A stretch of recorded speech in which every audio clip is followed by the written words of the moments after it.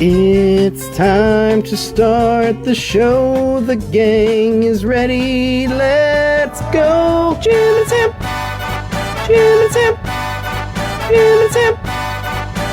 Now, if any of you sons of bitches got anything else to say, now's the fucking time! Hey, everybody, Jim and Sam are here. It's time to celebrate the moment. I feel it in my soul. It's written in my bones so deeply. I wanna lose control. So turn it up a little more and laugh along with me. The show is about to begin. Series 103. Yeah, so get ready. Yeah, I'm so ready. Like 1, 2, 3, 4. Hey, everybody, Jim and Sam are here. Sing it like, hey, are you ready? Jim and Sam are here. Feel it like, hey, everybody, Jim and Sam are here. So if you feel it like I do, you gotta sing it with me too. Like, hey, everybody, Jim and Sam are here. Yeah.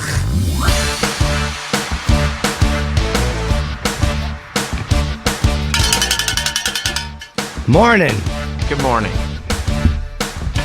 What do you think of the new opening? The Monday alarm? Monday through Thursday alarm. Oh, no. It's unnecessary. Why? It's just, it's annoying. It gets everybody going. No, it doesn't. Why do you think noises just get everybody going? They just do. They pump people up. I don't think so. How about something like this? Come and get laughter. That's cute. Better, right? It's cute. Cute. And I think that all our listeners who own farms will be like, oh, yeah, that's familiar. A lot of them. Yeah, that's good stuff. Absolutely. That's really good stuff. Well, welcome to the show and happy Monday, everybody. Hope everybody had a great weekend. An uneventful weekend. All your weekends are uneventful. I don't think there's been... Rob, if you could put together a montage, just go through the first, 5 minutes of Monday shows, and every time Jim says uneventful weekend, all of them are uneventful. Not that I don't believe you. I saw an ex-girlfriend last night for dinner. Oh. But she's just a friend. You say she's just a friend. Yeah, I mean, she had what I needed, but unfortunately now she doesn't. So, well, you're the Biz Marquee of boyfriends. Yeah, I had just dinner with her, very plain, Dinner was plain, she was plain. No, that's all we did. Conversation was plain. No, I had fun chatting with her, but we okay. just met for dinner. But I told her, I'm like, just so you know, I put weight on. I'm so embarrassed. I had to tell her. I will tell you this: there was chitter chatter about the fact that there's a new Jim breakfast. Yes, and the assumption was that Jim is becoming more weight conscious again. Well, no, I've changed from avocado. I want to get a little bit of plain oatmeal with some blueberries. Right. Because my energy is so shit. I want to try that, and I work out right after this. So a little bit of a plain oatmeal in the morning. A little plain oatmeal is not going to hurt you with blueberries. Of course not. No. But I want to fucking. I want to try the intermittent fasting. I'm going to do probably 10 hours instead of 8 hours. But you can eat in the morning. Yeah. And then not eat at night. Or whatever that is. I'll eat from fucking 7 or 8 to 7, whatever the fuck I do. Well, these schedules are so bad for any sort of trying to figure out a routine or what you eat or anything. Because you wake up feeling like shit every day. Yeah. Because both of us are waking up way too early for our body cycles. So you wake up feeling like shit. You just do whatever you can do to push yourself along. You try to maintain your day. You pass out for 10 minutes here, 5 minutes there, maybe. You know what I mean? It's not a normal... It's not a 9 to 5 or a 10 to 6 or whatever. Right, where you figure out, here's my breakfast, here's my lunch, here's my dinner. So how do you... Yeah, it's you're up at... I wake up at 6 and I go to bed close to 12. So it's kind of hard for me to do a fucking 8-hour... But I'm going to try, I think, a 10-hour thing. But anyway, I changed my breakfast a little. So I told her that. Just because I can feel it and I'm tired of it. You haven't gained any weight. Oh, but we were talking, she and I were talking... at one point, and she goes, "You look really good. Did you go off your diet?" No, come on. Who says that? She wasn't. No. Yeah. Why would she say that? Well, it was a fair question. She was just asking. What?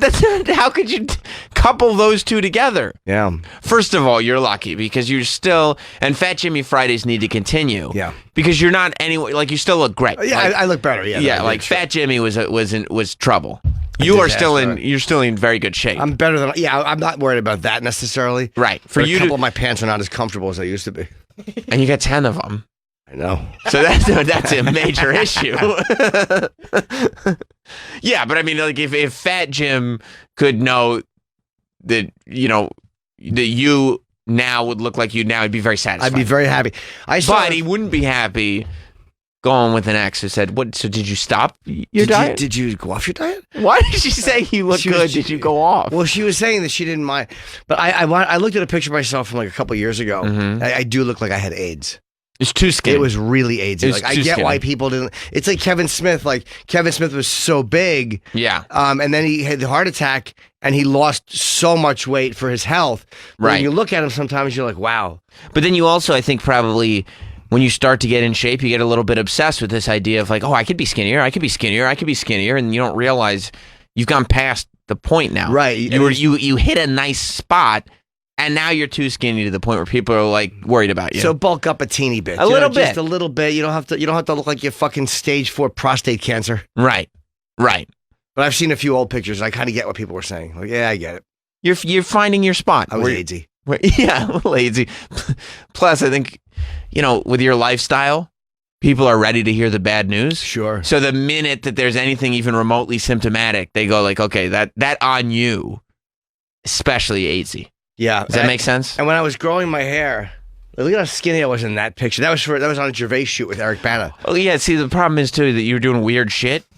Well, when you were super skinny, like there are photos of you with like full woman's makeup. There are photos of you with your hair way too long. Well, like, the full woman's makeup was a Tonight Show shoot. Like, I think I know that one. And this was he had me dressed like a male. Travis, you think I look good there? No. Look, Why? when Eric Bana comes to Too you skinny. and he says, You think? Oh my god. put on a Look at your dress, neck. put on a dress and some makeup. Look, he's Eric Bana. You're gonna do it. Of course I will. Oh, he's Eric Bana. Look how handsome the guy is. Yeah. He was great. Yeah, you were like, well, the first one, that was a Leno shoot. And the second one, A Gervais Mr. shoot. Bana requested. Yeah. He had me go into his trailer and Yes. service his toes. But yeah, sometimes but the hair growing long, that was when I was doing, I did the Vice show and I did a couple of Uncle Paul sketches. Right, They never aired because the show didn't go long enough. I think one did, Uncle Mingle. But I wanted it to be longer so I could cut it so it would have a little shit on the sides. So you'd have to be like horseshoe bald. Yeah, I wanted no. it to be like legitimately.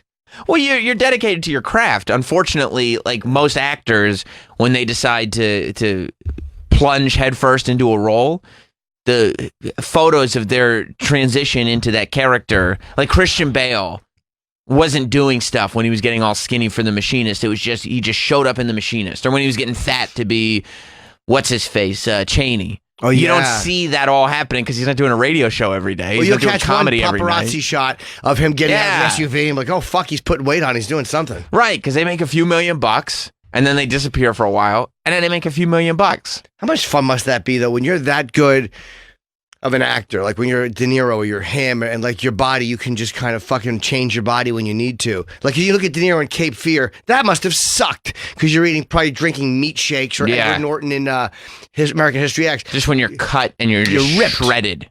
But when you did Raging Bull, because he shot all the skinny stuff first, Right. And then I think he went away for like 5 or 6 months and he put on 80 pounds. Like he got fucking fat for Raging Bull. I mean, it must be a blast. It must be so much fun just going overseas and you're eating and you have to eat. Especially when everything. the studio is going to help you lose the weight, I'm sure, after. Sure, you know yeah. what I mean? Or you're making enough money. Whatever it is, you're going to be able to have a trainer that gets you back into And a proper chef. shape. Yeah. You'll have a chef make you delicious food that it's healthy. Eat 6. Sure. It tastes like cookies. Eat it. Enjoy. You Yeah. stop at the 7-Eleven, you just get one of everything, whatever you want. Hey, I'm thinking 20 powdered donuts. Good idea. Help yourself. He might be the best actor working right now because Christian Bale? Yeah, he is so fucking great. Well, it's between him and what's his name, Lincoln, who he retires after. I was every just thinking movie, of him. but Daniel Day-Lewis. Daniel Day-Lewis. DDL. That's one way to put it. Yeah, DDL yoga. He's TDL. Not that he's retired to do his new yoga. No, so for we only regular work guys. your left foot. I see. From the film. Okay. All right. Okay. Okay. Yeah, I mean, if you, it's between him and Daniel Day-Lewis. But Daniel Day-Lewis, I think technically is retired right now because he's not making a movie. Yes, I think he said he is. He's crazy. But a couple of things to cover. One thing I wanted to cover is I missed the first 5 minutes, but I loved fucking Once Upon a Time in Hollywood. Oh, thank God. I fucking loved it. Praise Jesus. I wish you hadn't missed the first 5 minutes because that's the Pacino scene, right? No, I saw that. I came in. I mean, I might have missed the first couple. I walked in. They were sitting there talking, him and Pacino. Okay. All right. So, okay. I mean, you didn't miss anything crucial. I caught most of that scene. But you like the rest of it?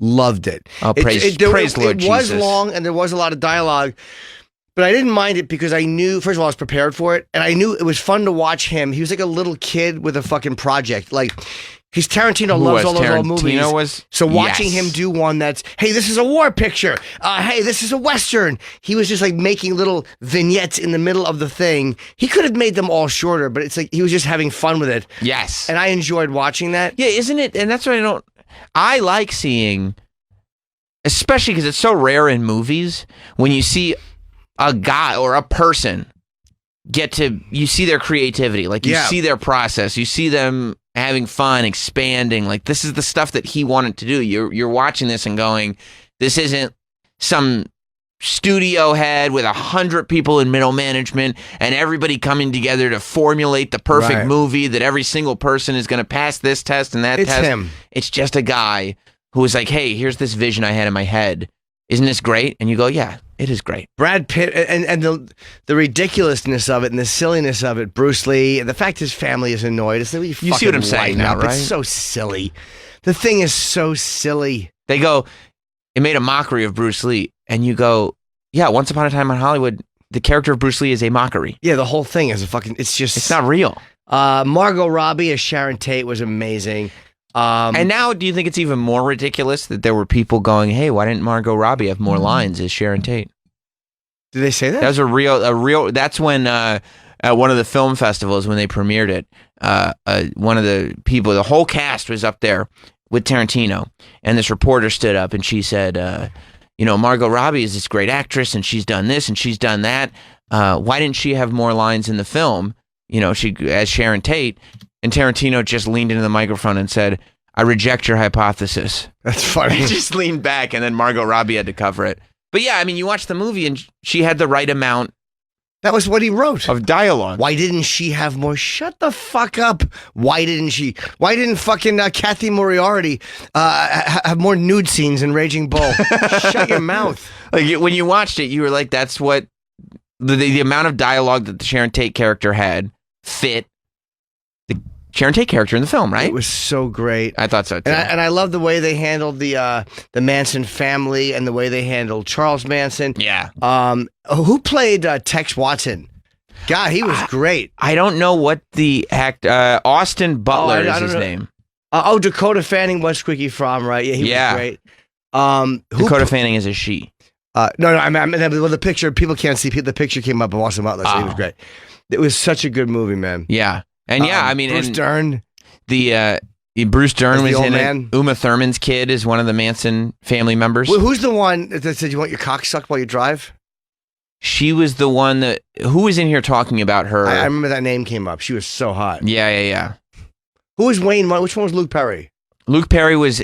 He was in the scene when they were filming the TV show, and they left the show kind of full. Remember that scene that DiCaprio and the other characters were doing? Yeah, which was great. And then the brother walked in with the blonde hair from Boston, the cowboy. No, he was just in for a second. Like, that was it, though. Oh, okay. So was Michael Madsen, had a quick cameo. Yep. And you know who was supposed to play the Bruce Dern role? Burt Reynolds. Burt Reynolds. And apparently Burt did the read through, and he did a rehearsal for it.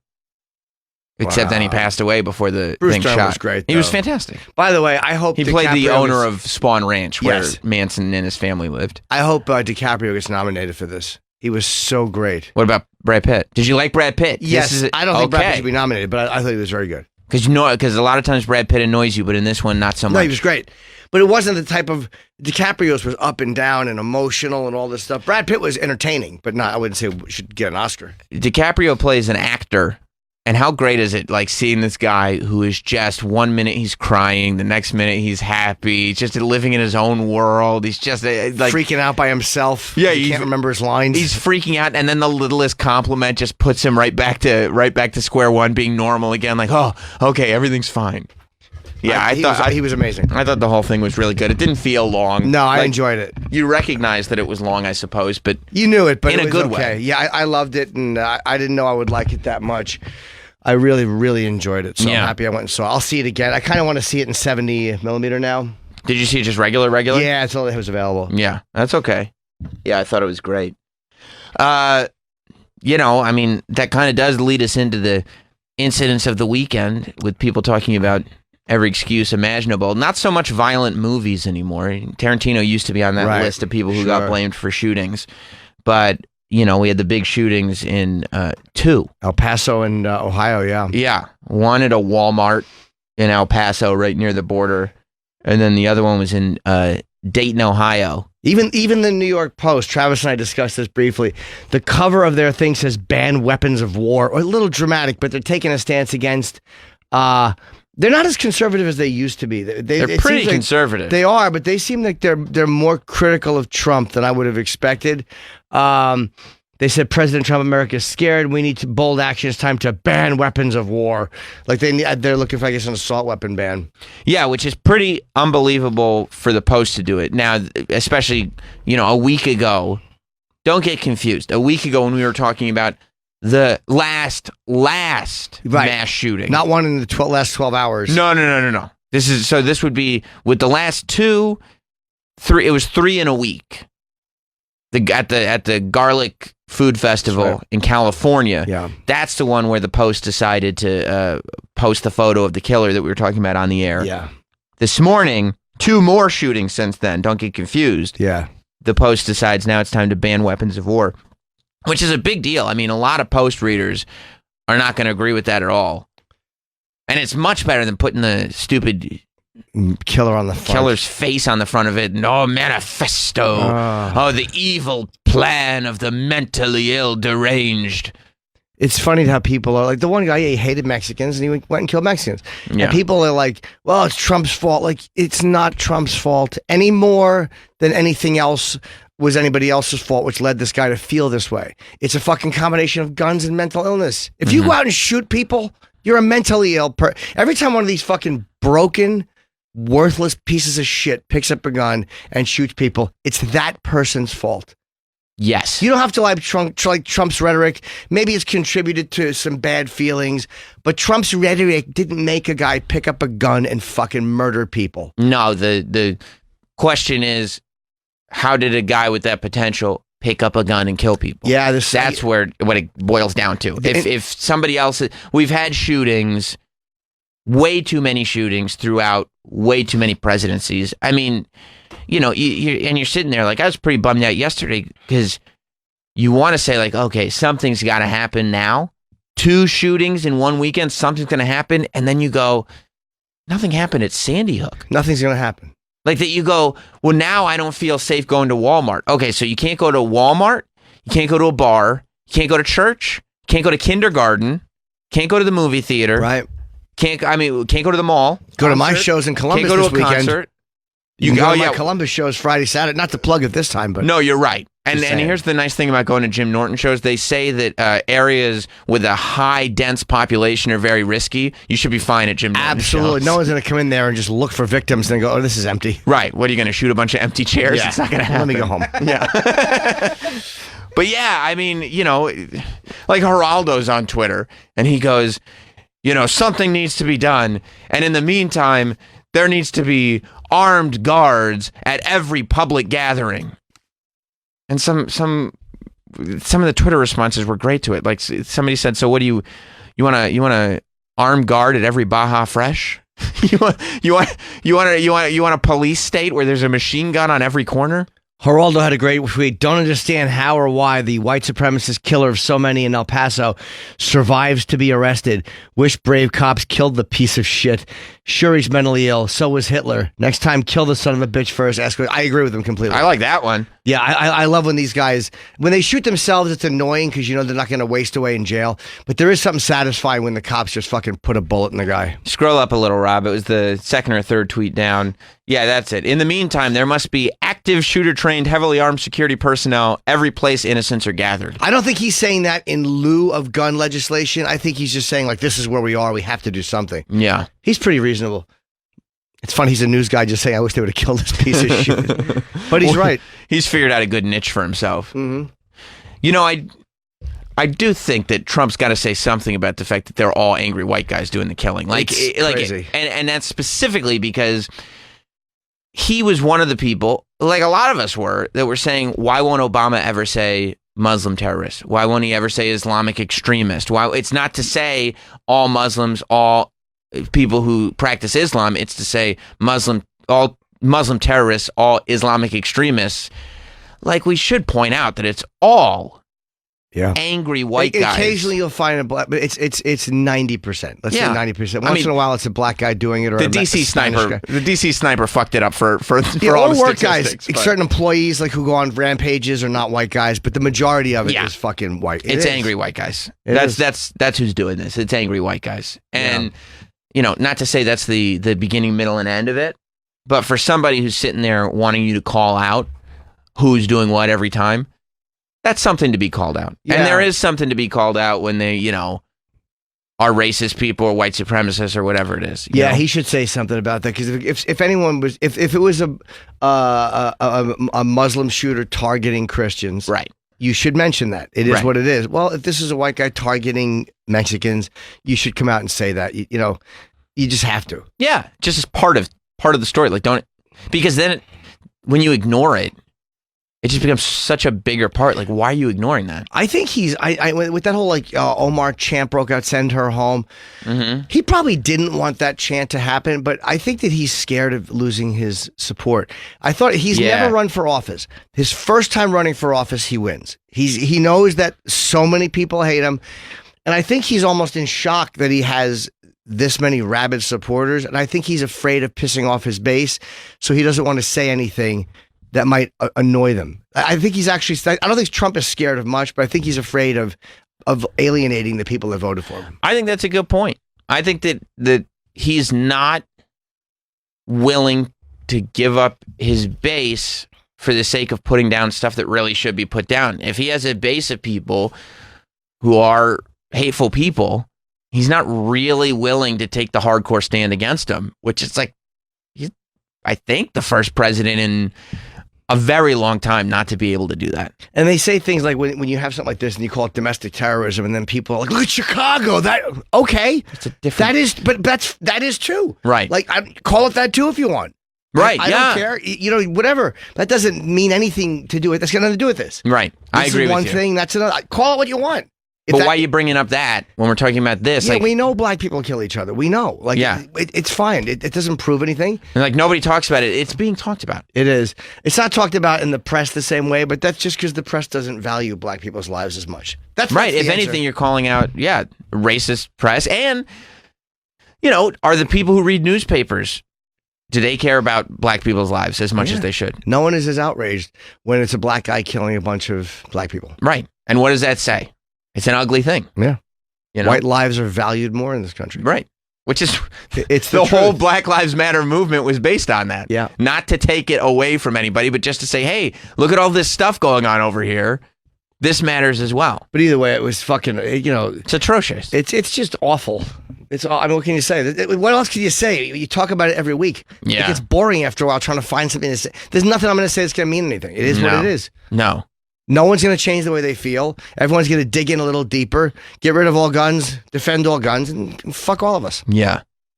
I'm sitting there going like, I don't think anything's going to change until every single person, and we're getting there, until every single person has a family member that was affected by a mass shooting. Once every single person has a family member, because nobody that's affected by a mass shooting on a familial level is going to sit there and fight against anything that's going to stop them. So until everybody has a family member affected, you know, I don't know what else is going to change. If going into a kindergarten class didn't change anything, No, nothing is going to change. What is? Nothing. Eric, Ohio, I don't know if this is true or not. What's up, bud? Eric. Hey, guys. Hey, man. Eric. Hey, how's it going? Can you hear me? Yeah. Yes, sir. All right. So, the guy here in Dayton was in a couple death metal bands, and I knew every member of the band besides him, really. I kind of knew him. I've been in some places. I just didn't talk to him much. He apparently had a hit list in high school. He got expelled, but his new high school didn't know anything about it. Which is nuts. I mean, you would think if that's what you got expelled for, it would go. You'd think if anything was on your quote-unquote permanent record, writing a hit list would be. It's got something to do. Thank you very much, Eric. I don't know exactly what's causing all this shit. Part of it is it the fact that it's so many people just sitting in front of computers? Like, are people losing something by doing that? I'm not blaming computers. But being dehumanized? Yeah, like, is it something to do with that? Like, the fact that you're just staring at a... Because that's the reason everybody is so literal and borderline autistic now when it comes to jokes or statements. He said the words without context, because everybody's just reading computer screens and everyone is kind of thinking, like, in very, very literal terms. I definitely think it's easier to fall into your rage holes. You know what I mean? Like it's way these rabbit holes, yeah. Yeah, it's way easier when you get mad at stuff. There's a documentary on Netflix called, I think it's like The Great Hack or something like that, and it's about. Thank you. It's about the legendary Rich Voss. It's about the Rich Voss is not going to like that you said that. You know what made me? Well, I'll talk about it later about Rich Voss, but no, it's about, and of course. I humbly apologize to Rich Voss. Listen, Who the fuck are you? Phone's gonna ring. I didn't mean it. No, it's about the information selling and the company that was able to get all this information off Facebook and all this information about people's internet habits and sold them and worked with the Trump campaign and a whole bunch of other political campaigns and how they sell fear, and they kind of create this content that they know based on people's habits, right? That they're going to click on, or that they're going to be afraid of, or that they're going to get reactions out of. It's so easy to get somebody riled up about stuff. It's so easy if you start to, it started with the conspiracy theory stuff. Back in the day, it's like if you were like, I think 9/11 was an inside job. You can easily just live in a bubble on the internet where all you get is information about inside job. If you're somebody who thinks that, immigrants are coming over the border to take over the country, you can find stuff on the internet and live in a bubble where you just consume and are obsessed with that idea. Well, they've looked at my habits. It's really creepy. Like, because I'm so, like, I'll always get, like, ads for things like, hey, you're a free thinker, or, hey, you're open-minded, fella. Oh, so they just pick up on how open-minded you are. Yeah, highway all options. Because they know you so well. Yeah. I see. Yep. TJ, you just use the example to give yourself a little pat on the back. A little pat. Nothing wrong with that. A little compliment from myself. We all need one on Monday. Like a word of kindness from me to me. Start the week off right? Absolutely. TJ in Philly. Hey, good morning there, Sammy Shit Farts. Good morning. It's not as nice as the thing you said about you. But no, it's not, but equally accurate. I myself, I'm a veteran, and I'm a gun owner and a Second Amendment guy. But the issue there is just that it's far too easy to get a firearm. When I go to get one, I just walk in, I pay my money, I fill out my forms, and I leave. There is no reason that there should not be universal background checks, and there's absolutely no reason why, in my state in particular, you should be able to just hand off a long gun to another person, because AR-15s, whatever the fuck you want to call it as far as weapons of war, they're treated exactly the same as a hunting rifle, exactly the same as a shotgun, and that record does not follow me around for that gun I bought. I can walk in tomorrow, buy one. There's no record of the serial number being associated with me. I can transfer it to a friend of mine tomorrow with no paperwork, nobody involved. That's far too fucking easy. They need to have more backgrounds as far as those weapons are concerned. It's not a slippery slope. We're going to be fucking fine. Nobody's taking away all of our guns. Yep. Yeah, man. Thank you. Thank you, buddy. And, yeah. And And one Yeah, more go ahead, thing I TJ. want to add. One more thing I want to add. Jim, you are a fucking inspiration, and that Muppet-headed idiot next to you is infuriating. Rob, I'm sorry. I'm sorry you said that, Rob. It didn't seem right. TJ, that's not nice. Yeah, I mean, there's no reason to. LIS is a good dude. I enjoy working with him. I know what it stands for. I should have said LEIS. Yeah. Now everybody got it. They are. I was watching, and like it's so crazy that we're still.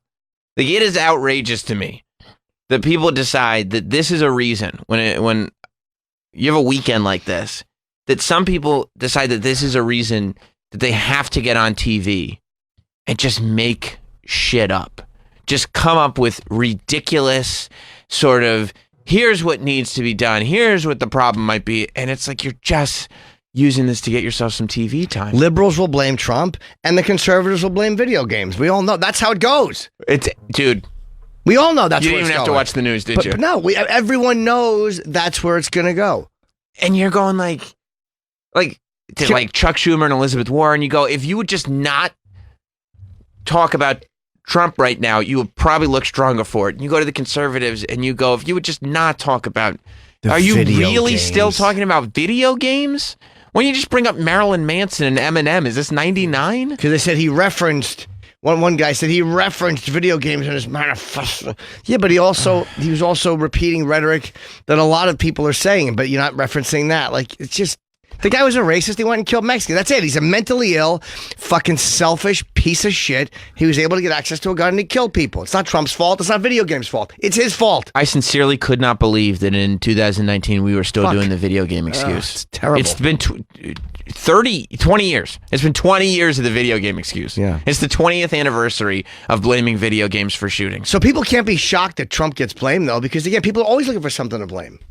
Always looking for something outside the shooter to blame. Do you think that pickup games of basketball have increased since NBA 2K20 is about to come out? I think so. They probably have. Way more basketball Sure. players, I think so. And it's weird, like, that even though these games are global properties, that the statistics don't exactly match country to country. You would think that video game players are video game players, right? Yeah, they do have these games in Britain and Sweden. Weird. And every other country, they have them. Yeah. Do you want to hear some of the people I'd love to. on the news talking about video games? Love to. I mean, it's crazy. Are they all Are they all on one political party? And all the people attacking Trump are probably on one political party. That's exactly right, Jim. How did you know that? It's funny what a coincidence. Coinky dink. Yeah, the fact that people just happen to all think that way off the cuff. Yeah. Yeah. Isn't it weird? Shocking. Isn't it weird? They all line up. Yeah. I guess that's why. Maybe we should start a party. We all line up. We hate video games, so we should be Republicans, I guess. They're all prostitutes. Literally every fucking predictable liberal yapping about Trump and every fucking predictable conservative veering away from him and yapping about video games. Just prostitutes. How can you not just sit there and just sit there and go like it's shameful and embarrassing what's happening. That this is the way. I mean, people have got to look at America like we're fucking nuts. If you're going to blame anything, Milli Vanilli said it best. Tell me. Blame it on what? The rain. I remember the tune. Blame it on the rain. How great would it be? Gotta blame it on something. How great would it be if somebody was like, they contacted Fox News and they're like, yeah, I'm an expert. I want to blame some video games. And Fox News was like, fuck yeah, you can blame video games on our channel. Yeah, get on here. And you just got on and you were like, yeah, I'd like to, in the words of actually some of our great poet laureates, one cause of all these shootings that you can blame it on is the rain. Blame it on the rain. And then you raise your voice, gotta blame it on something. They wouldn't know what to do. Yep. What's this? Lieutenant Governor of Texas? Correct. Okay, let's hear what I imagine he's a fairly conservative fella. Maybe, but El Paso, it's in Texas. He probably has a good handle on things. Let's see what he thinks. And I look at this evil act, and let's condemn it for what it is. Evil. evil. And I was and hit I pause said, for a how second. long are we gonna I love let, it for too example, when people go like, all right, I'll take a stand. It's evil. Yeah. Like who's arguing with It's the least objectionable Someone has to say stand. it. Everyone's saying it. Everybody already said that. Yeah. It's evil and it's hateful. You're not Yep. calling out anything specific. Yep, you're right. Yeah, nailed it. This guy nailed it. He's good. Yeah. Are we going to let, for example, and ignore at the federal level particularly, where they can do something about the video game industry? Oh. You know, in this manifesto that we believe is from the shooter, this manifesto, he talks about living out his super soldier fantasy on Call of Duty. We know that the video game industry is bigger than the movie industry and the music industry combined. So what if I said to him, sir, okay, Call of Duty, one of the most realistic military video games of all time.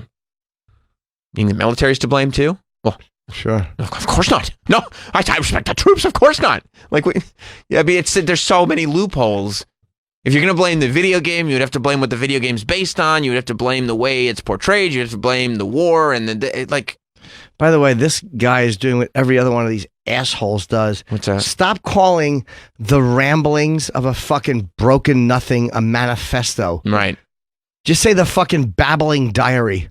Yeah. That's what it is. It's a babbling diary. What if he went like this? Yeah, the dumb internet post that this guy did. Yeah. What if he said that? Exactly. The stupid ramblings of this fucking Judy Blume novel psychopath.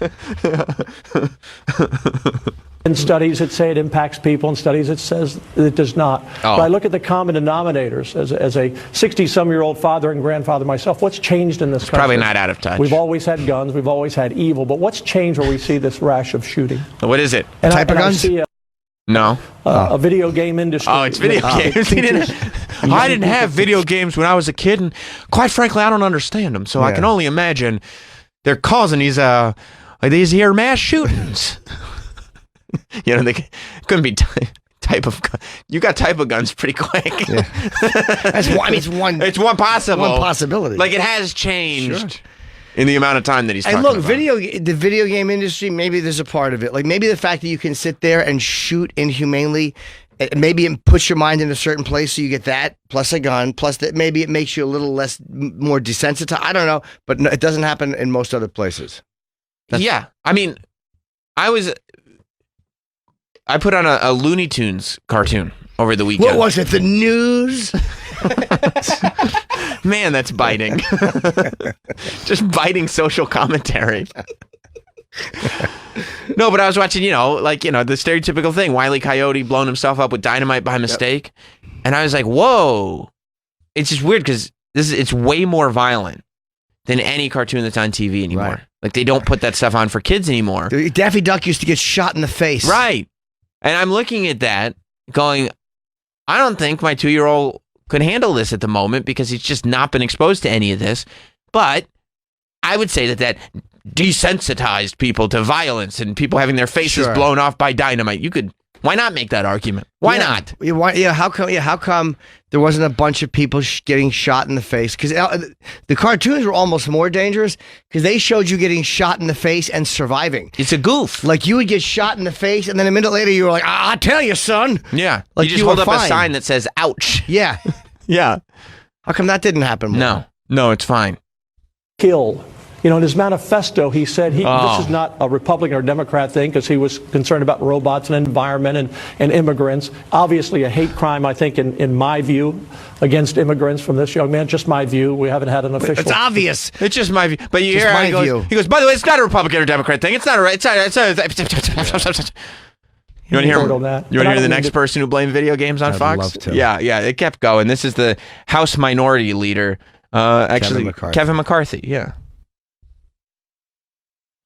We heard from the deputy governor of Texas earlier, and he was talking, it was a very impassioned conversation, really, and he was talking about the tone that the public uses on social media. He was talking about video games, all of these things that could have triggered, certainly the video game situation. Do you think anybody that's talking about this has any concept of what video games even look like anymore? Not really, no. Like it sounds so, and the whole thing sounds so outdated. The way they talk about it. It's just it's like, just shut up. Yeah, because they know they're full of shit. They have to know. They know. Mental illness is a big fucking part of it. If you do that, if you pick up a gun and go shoot people, there's something wrong with you. There's something wrong with you. Yeah, I don't think that you're going out on a limb, are you? But but you got to find an excuse where we can take somebody down. You know why they're doing this? Because it's easier to take down the video game industry than it is to take down the firearm industry or big pharma. You know, if you want to, you can either take down the psychiatric medication or you could take down the guns or video games don't really donate much to political campaigns, do they? Right. And it's a vague blaming. Right. And the people who vote, like the old people that they're trying to get to vote for them, that like they're trying to scare senior citizens into voting for them. You could scare a senior citizen about a video game. They don't understand. It's like when a toddler gets scared of thunder. They don't understand what's going on, so they're scared of it. When you're, 65 plus, video games are scary like thunder because you don't understand what's going on. It's a mentally ill place. America's a mentally ill place. And I love being here. I love America. It's the greatest. Love it or leave it. It's crazy, though. I mean, it just doesn't happen anywhere else. No, it doesn't. Not like this. It just doesn't happen. And there does seem to be nothing that can just bring us together. Like humanity appears to have begun. Yeah. It's still the greatest country in the world by a mile, but it does appear that we have lost the ability to be human beings. Again, eventually, and I've said this before, these type of weird qualities, the things that make this happen will be detectable. Eventually, these things that can make you click this way will be detectable on some kind of a molecular level before you're born, and then hopefully they'll be able to suck you out of the womb and flush you. Or at least ban video games from you. Hopefully. And then once they take the video games away, you should be fine. By the way, all the people who are against fucking science interfering with genetics and with creating, I can't wait until science interferes, because one thing they'll be able to cut out is this. Yeah. Eventually, yeah. The thing that makes you this mentally ill. That's where they'll start. Yeah, and look, you'll have to do something to stop them from going further. Exactly. People who blink a lot, and I'm sure that we're on the list. Yeah. Well, it says here he's got the gene for prostitution. We can't have anybody who loves prostitution. Saying may have triggered. How would you feel if you have a baby in the womb and it says, "Well, this baby is going to love prostitutes"? Like, as a mother, do you go, "Oh no, no"? Oh shucks! Oh darn! This little baby has the gene that's going to make him very attractive to bullies who like to pull their penises out. Oh no! Oh no! He'll remember the smell of mothballs in those Budweiser trunks until he's 60. Let's get rid of him. Let's just save him a world of hurt. Yeah, Let's exactly. get rid of him. Grab the old Hoover. Let's start over. Let's make another comer. Let's start from scratch here. Let's start from scratch. Let's get rid of this thing. The shooter there in El Paso. But what are your thoughts on that in terms of understanding that words matter and that when we're talking to each other on social media or looking at video games where they're using, videos of characters. Honey, what are you doing down there? I'm looking at video games, Mom. Looking at video games. Mom, I'm looking at video games. She just said, when people are using their words on social media or they're looking at video games, what are you, looking at that video game again? Controller's not plugged in. Yeah, no, I'm just looking. Just looking at the video game. Just looking at the game. Can I just look? Videos of characters with these weapons. Is there a conversation to be had about that, about the tone that this country is using? It's become commonplace to say whatever you want to anybody on social media. I think we should, and you want to see from these individuals what they wrote in others, but I mean, this may be a place that we could find this ahead of time. There may be a place of what's being written can be changed, could be an indication that an individual needs help in others that we can stop.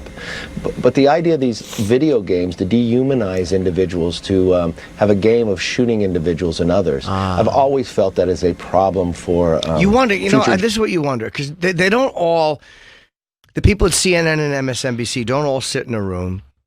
And the people at Fox don't all sit in a room. So how do they know Like, is it an unspoken thing? Maybe it is where you understand that, like, everyone talks about dog whistles. Mm-hmm. Did you ever think that like, whenever an interviewer is talking to someone on their side of the fence, and the video games, and that's like that understanding, yeah, this is the tone of where we're going with this. Video games are the problem. Now, if you go on MSNBC, they'll be saying it's the rhetoric of the president. And go, yes, the rhetoric of the president. Like, they just understand each other well enough to know this is our side, and this is what we're going to say. It's how you know. Yeah, I think it's how you know you're being protected. Like, don't worry, I'm bringing you on to ask you about video games, so you can just sit there and talk about video games. You don't have to say anything. I mean, I think Jack Tapper posted a list of Republican politicians that refused to do CNN.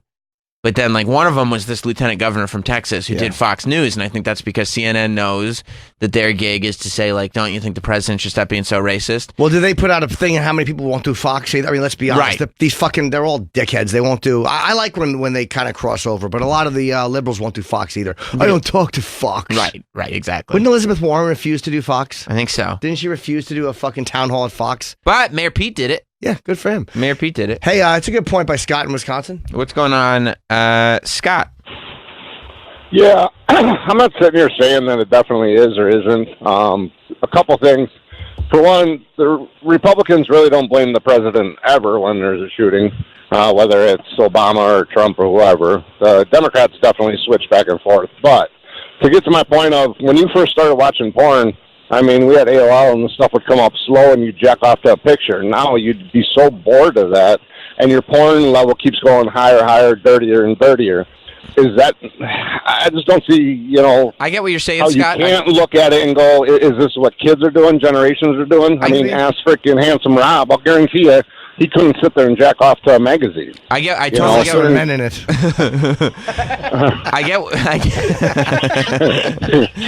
Right. I get what you're saying. I'm going to hang up on you, Scott, because your phone's echoing back, not because I do get what you're saying, but I think that has more to do with the fact that, like, little Handsome Rob probably couldn't get a kick out of, like, playing a Nintendo shooting game. Like, he probably couldn't do Asteroids shooting stuff, but he could get a kick out of one of these more modern video games. I think in porn, that correlation would only be right if there's more step siblings having sex with each other. Does it translate into real life? Right now in porn, everywhere you go, it's stepbrother, stepsister, stepmother stuff. Like, that's for some reason, and I like it, but it's for some reason become the biggest thing in porn. But I don't know that there's more step siblings actually having sex with each other. I would doubt that there are more step siblings. Like, can you imagine? Sure. Watching, you'd have to be mentally ill to watch that porn and then go to your stepmom and go like, hey, Mom, can you teach me how to fuck my girlfriend and jiggle my balls while you do it? Like, that's fair. That's not what stepmoms are for. Help me out while Dad's working. No, but porn does affect things. Like, and serial killers, they say, are always it's not pornography's fault, but a lot of them are fueled by pornography. They've been saying that forever. But do you think that that's, again, what you're saying before? The serial killer is already the serial killer. Porn is just what. Yeah, something's going to be there. It's a part of it. Porn fills it. It's a part of it. It doesn't mean they should ban porn. Right. But there is some little connection. Just like, maybe they do have some kind of connection. But it doesn't matter, because the real problem is that the fact that people are mentally ill and can get guns. Like, all the crazies like video games. That doesn't mean the video games make them crazies. Right, exactly. Yeah, totally. Yeah, so they may use it as it may fuel them a little bit, but hey, that doesn't mean that no one should play video games either. Yeah, we should all be able to look at video games if we want to. Yeah. Who doesn't like to look at a good game? Travis, you look at any good games over the weekend? I look at games all the time. Whenever I got a spare minute, I look at a game. You just give a game a good look? Yeah, let me get a look-see on this game. Zelda the Magical Lady, is that the one you're playing now? Yeah, look, I don't play, I look. Oh. Rob, can you sound like such an old man? Yeah. Can you hit me with the Fortnite clip? Yeah. Clip, Rob? Fortnite clip. That's right. That's what I call it. This is good. This is another commentator on Fox News. Actually, before we get to this, go to clip 1, because clip 1, I think, will answer, Jim, your question about the dog whistle that gets thrown out there. Because the first clip, the guy didn't take the bait. But listen to the Fox News anchor. That's what this clip is, right? Yeah. Yeah. Listen to the anchor. You know what I'm talking about, right? And how the question is asked? Clip 4 here. Okay, sorry. Yeah, so yep. Clip 4. Yeah, listen to this. Who's he talking to? I think that's the. This is Ted Williams. He's an attorney. Oh, he passed away. Yeah. They're talking to Ted Williams' frozen head. Yeah, exactly. Fucking CNN had Joe DiMaggio. That's the homeless guy. I'm butter a Louis Vuitton. I wonder if these guys who very often are raised on a diet of violent video games, if they actually start pulling the trigger of a real weapon and they see real death and they find that it's not as satisfying as maybe it was when they're playing it on a television screen. How is he talking Have about? you ever encountered that? And could that be the reason that this guy just... Okay, hit pause for a second. He just made a thing up. How far down the path are you going to lead this guy with a question? He just totally he just said, like, have you ever like been in like a scenario where maybe one of the mass shooters like video games and they shoot people in the video games and then they shoot people in real life, but they like video games better? Have you ever seen that? It's like you're a journalist. Well, this guy takes his mic off and walks away. This stupid question. It's like a small child. It's like when you have like a 6-year-old doing interviews at a press junket and you're like, oh, it's adorable. Look, he's a tiny little reporter. Yeah. He stopped? Well, I've encountered video game players and their activity, but it's rare that individuals act out like this that are video gamers. I think it's a little... Cut his mic. We don't need him. Wrong guest. Cut him off. Who is this CNN bum? Some libtard is on the air. Get him out of here. I really think that... How does the guy handle his answer? We'll go back to it for sure. I really think that they realize on this side of the fence, video game industry is the easy one to go after. Yeah. Same way the other one, all the Democrats are nobody's going to object to going after Trump. Even people in the middle are not going to object to going after Trump because he's done some very objectionable stuff. But nobody on the right's going to object to going after video games. Here are our safe targets. It's crazy. And here's what we'll do. It's crazy that it's so split down the middle, right, where they'll complain and where they'll complain. It's just so fucking predictable. Right. And hopefully by Wednesday, somebody will do something wacky and everybody will forget that we have a problem to solve. Yeah. It's rare that individuals act out like this that are video gamers. I think it's a little too early to speculate at this stage about the motive. But what we do know is that this guy got a hold to a gun, probably a semi-automatic gun, I would have to believe, because of all of the people that were injured or killed as a result of this shooting. And he specifically targeted this mall. Did he say specifically? God. Go back. Did a defense attorney say specifically? Everything was so right. He was so right. I think he's just nervous on TV. Maybe that's what it is. He went away from video games. He talked about the real problem and this guy getting able to pick up this gun. He was going against the grain. He was not... Maybe we heard it wrong. Everything was so on point. We probably heard it wrong. Oh... Let it play. We probably heard it wrong. Because of all of the people that were injured or killed as a result of this shooting. And he specifically targeted... Come on! We finally find a guy with the balls to be like, it's not video games. It's the fact that this crazy person was able to get a gun like pretty easily. He starts blaming the ocean. And he blames the ocean. God damn it. And he specifically targeted this mall. And he specifically targeted... Again, he doubled down. Twice. He doubled down. And that's not nerves. Nope. He thinks the word is specifically. Yes, indeed he does. There's an S in front of Pacific. Yes, there is. It makes it a whole different word. Targeted this mall. Pacifically is like... targeted because... Pacifically is like when a fish lives in the ocean and they go, how's he living? And you go Pacifically. Unless, of course, he's outside of New Jersey. That's right. Atlantic-y. Yeah, Atlantically. Abu.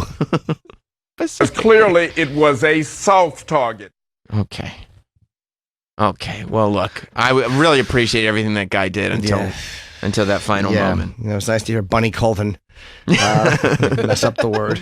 And then, sorry, before we move on from the video game stuff, this woman was just a gem. The fact that people still take this video game stuff seriously after this is amazing. Listen to another woman. Again, this is Fox News' bread and butter yesterday. And we've tried to say 100 times, all the networks are doing this. I just think it's ridiculous. The video game argument is it's been so many. They were trying this after Columbine. They were doing video games. And if I were a betting man, I'd say that he probably logs 6 to 8 hours a day playing one of those, Fortnite or one of those video games where you're doing nothing but dehumanizing people by blowing their heads off one after another after another. That's not even what you do. Fortnite's a cartoon game. I don't think there's any blood in Fortnite. Fortnite's for little kids. Is there not? No, my 10-year-old plays it. So this woman was just a bit of a boob. Aren't there marshmallow guns in Fortnite? Yeah. There are marshmallow guns. I'm sorry, I shouldn't be talking when we have a Fortnite player in the studio. You play Fortnite, right, Rob? I played it once, but I'm more of a PUBG guy. Hot Dog said that I like Fortnite because I can be a builder. He was playing Fortnite in Montreal. Because he can be a builder. He doesn't have to get involved in altercations. He can just build shelters. He likes to build. Like Fortnite's for tiny little children. It's not a shooter game. Like everybody's wearing wacky costumes and there's purple Wouldn't it be funny if sky someone knew that and said, "Do you know what can you describe what happens in Fortnite?" She would say no. Well, then why are you saying it? Why did you say that then? I think the one thing we can be sure of. Really? Describe Fortnite. Yeah. Well, it's popular. That's it. That's it. It's a buzzword. Yeah. You can scare old people about Fortnite. An 18-year-old just won $3 million playing Fortnite. Yeah, and then he shot a city up, right? Shoot. Yeah. Fortnite. It does seem to desensitize some of these killers to the horrific nature of actually what happens when you pull a trigger and the gun is aimed at another human being. I agree. It's just if you think about it. Of course you agree. He just reiterated your point in the form of a question. Yeah. Yeah. It's so dumb. It is so dumb. He's 21 years old. For the last 25 years, we have been the parenting method in this country has been very soft, and there haven't been a lot of. This is what I mean about like making shit up. Like it's just kind of this broad point. Oh, well, that's really sexist. I didn't say broad's point. Oh, okay. You just like saying, parenting has been very soft, and that could be too. You're like, are you basing any of this on anything, or do you just want to be on TV today? I'm not saying that you can't blame parents. I'm saying they just don't understand. That's the problem. Take it from me. Yeah. My favorite rap. It's good, right? Yeah. Well, the Fresh Prince and DJ Jazzy Jeff. Yeah. How could you go wrong?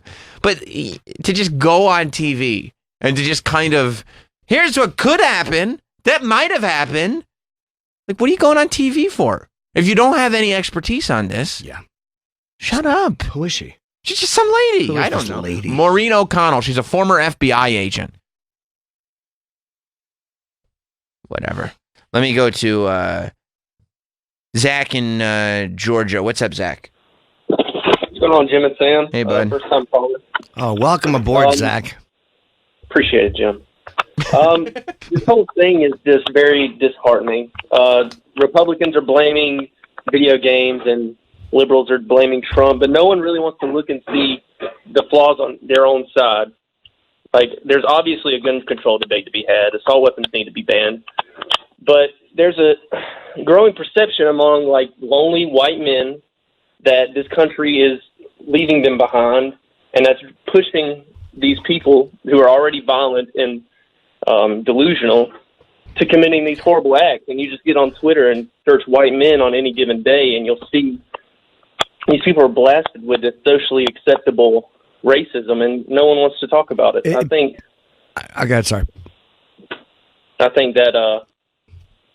stopping all that and just being nice to each other, as asinine as that sounds, would help. But blaming that though, dude, saying that that's a factor or saying that's a factor is like saying that Trump saying things about Mexican people caused someone to go kill them. I mean, everyone has to deal with shit rhetoric. Like black people's argument will be like, oh yeah, there's a lot of anti-white stuff on Twitter, and then there's all these videos of old ladies dropping the N. Like, everyone deals with garbage on social media. Every group is getting it. Fucking gays are getting it. Jews are getting it. Whites are getting it. Black. Everyone gets blasted on social media. That doesn't cause anybody to do anything unless you're just a mentally ill idiot. I don't think that you can call it the cause, but I do think it's worth talking about that. You started seeing this like angry white guy thing bubbling up right around the time Obama became president. This sort of like, you know, I think he's right that there's this faction of people that think their values are being taken, their country's being taken away, and Trump played into that big time and still does, you know, with his base. And I don't think that that's causing shootings. I think that that's a pretty major stretch. But No, I'm not. But I do think that we could talk about it the same way we talk about other groups of people. You know what I mean? Like I think that Trump should say something where he goes, look, illegal immigration is a problem because it's illegal and we do need to have borders. But this idea that our country is being robbed from us, he should dial it back a little bit and maybe make an effort to unify a little bit. Like he has not in his presidency made any effort to unify anything. You know, but when you look at all of them, yeah, sure, like you had the guy, Daniel Roof, whatever his name was, or Dylan Roof killed all those people in a black church. This guy shoots all these Mexican people. But then again, the fucking Lanza killed a bunch of children. Or this one killed a bunch of white people. So the guy in Ohio killed a bunch of white people. Mm-hmm. So it doesn't matter because the same theme is that they're all going out and shooting people. And they're not always shooting people who they feel would be blasting them on Twitter, or they're not always shooting people as the disgruntled white male. They're shooting other white people too. So I don't think that has anything to do with these guys. Can I just clarify something real quick? Sure. I wasn't saying that that's like a main factor at all. My point was that no one seems to be talking about it. That's my whole thing. Okay. I think that's more worth talking about than video games are.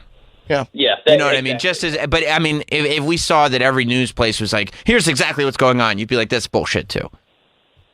Yeah, but that gets into a root cause argument. Like, well, white people are being spoken bad about that, and that's the same garbage I hate when they talk about the root causes of, well, Islamic extremists are only reacting to bad treatment by other people. It's almost like when you start searching for that's true root cause, you want to know what the root cause is, but there's a certain way of searching for it where it's almost looking to excuse behavior. And when you look at fucking Islamic extremists and the way people justify that, it's always, well, it's a reaction to. Yeah, it kind of starts to take the blame away from the people that are actually doing it. Right, so that discussion in the context of this in a really weird way is the same as doing that. Well, it's a reaction to. No, it's not. You're a fucking mental case. You're a selfish piece of shit, and you got a hold of a gun or a bomb, but whatever your motivations are, there's something wrong with you. Yeah, and you know, you bring up the other shootings. It's like we've just been talking about how they've been going on for 20 years. This isn't a Trump thing. You know, I mean, a class full of kindergartners got shot up during Obama's administration. Computers and social media, it's definitely on the rise lately. I think it is, Zach. I think you're right about that. Thank you, buddy. Bye, Zach. Yeah, I mean, I would hope it's not going to happen, but you do wish that the president would kind of back away from his base a little bit and more just talk to the middle when something like this happens. Sometimes, yeah. You know, not to say like it's the base's fault, not to say I was wrong here, not to apologize, but to at least go, okay, here's what everybody needs to hear. So we're just reminded that we're all human beings, that everybody, you know, is dealing with this, I think. Or you could take Neil deGrasse Tyson's approach, where you bring up the fact that really statistically, this isn't that big of a deal. Look, go back to that Trump just retweeted something. Okay, up at the what very a top. Dumb tweet. This is a woman when strong people stand up for themselves. Oh, sorry. Strong people stand up for themselves, but stronger people stand up for others. All right, that's a great thought. Then she finishes it up with, thank you, President Donald Trump, for standing up for America. He's giving himself a pat on the back. Like, what does that mean, standing up for, you're the president. And he does defend America, sure. Yeah, I'm more annoyed at her tweet than him retweeting it. I'm more annoyed at her tweet. But her tweet is from December 6, 2018. He really went back and he retweeted it just now. Yep. You're the president, and there's been 3 mass shootings in a week. Everyone what are you stands patting up yourself for America. on the back for? Some people just have different ways of. Obama stood up for America. He just did it in his way. He just didn't say it the same way. Listen to this tweet. Forget what I just said. This was 29 minutes ago. President Donald Trump tweeted out, "The media has a big responsibility to the life and safety in our country. Fake news has contributed greatly to the anger and rage that has built up over many years. News coverage has got to start being fair, balanced, and unbiased, or these terrible problems will only get worse." He's blaming the media for the shooting. And that's a piece of it. Just like video games are a piece of it. But the president can't blame the media for the shooting. But you expect the media to do ridiculous stuff like that. Not the you don't want to president. see him doing it.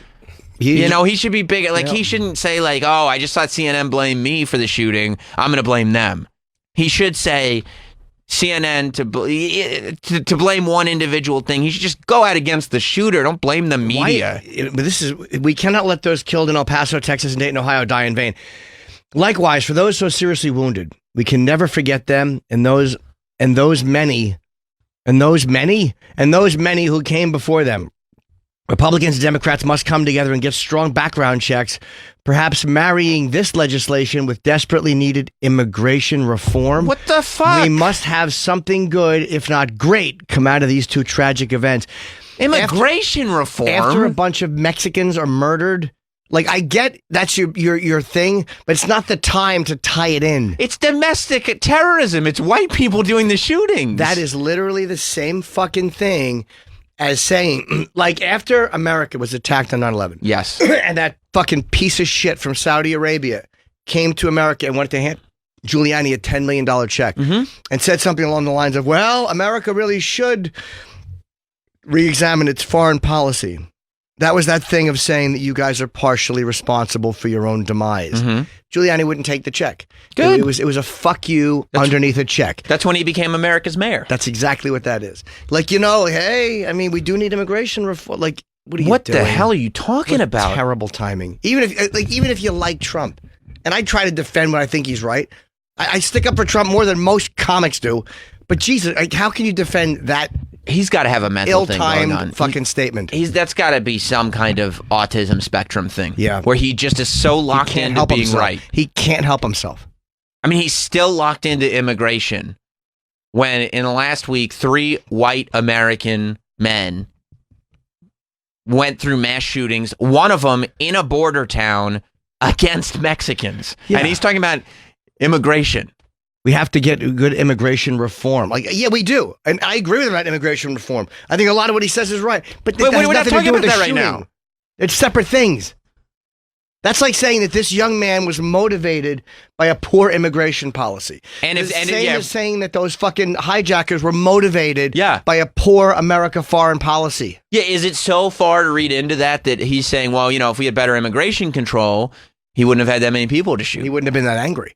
Yeah, what the hell are you talking about, bro? Yeah. Are you crazy? Wow.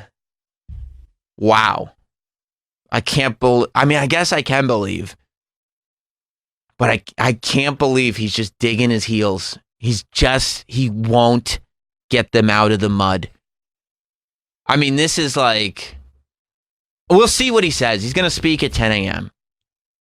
But if it's anything like that tweet is on the level of what he said. He just responds to tragedies worse than any president we've ever had. I like the fact that he shoots from the gut and emotionally he's very honest. Even this is a case of emotional honesty.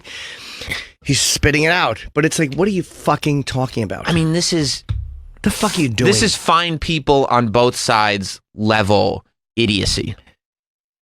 After how many Mexicans got murdered? I think, what was it? 20 and 9 were the total. Yeah, so 20 got killed. 20. And you're talking about immigration. That's like the mosque shooting. Where was the mosque shooting? Was that New Zealand? Yeah, I think so. Where that mosque shooting happened. That's like saying, it's terrible that these Muslims were murdered in the mosque. I mean, there is a lot of immigration, though, that upsets people. Like, that's what that is. What the fuck are you talking about? What are you talking about, dude? And now he's not allowed to delete his tweets. That's a historical document. Yeah. The whole world. And that's in his brain. He goes, you know what? The world needs to see my statements. At least Neil deGrasse Tyson is a physicist who says dumb shit. Right, exactly. Neil deGrasse Tyson can say all the dumb shit he wants. Yeah. He's not responsible for any of this. He's not. Neil deGrasse Tyson, if he doesn't have any emotional intelligence, It's okay. He just tells us about math. And even he's technically correct, and he's Nobody not said trying to be a dick. Nobody said he's wrong. He's not trying to be a dick either. I think he's a nice guy, but it's one of those things that you put out and you go, yeah, you're right, but what are you talking about, bro? Yeah, So- that's an moment. Like, yeah, right. Yesterday, while everybody's just trying to deal with the fact, everybody's just processing, wait, this is a second shooting?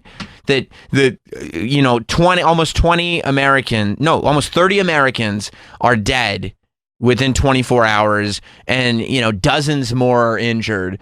Neil deGrasse Tyson writes, in the past 48 hours, the USA horrifically lost 34 people to mass shootings. On average, across any 48 hours, we also lose 500 to medical errors, 300 to the flu, 250 to suicide, 200 to car accidents, 40 to homicide via handguns. Often, our emotions respond more to spectacle than to data. You're just going, Neil, you're not going to make anybody feel better. There's not one doctor going out and committing 500 medical errors. Right, you don't have them all in a mall. Right. You don't have 500 botched heart surgeries in a mall. Right. You don't have all those Walmart suicides. It happens all the time. Yeah.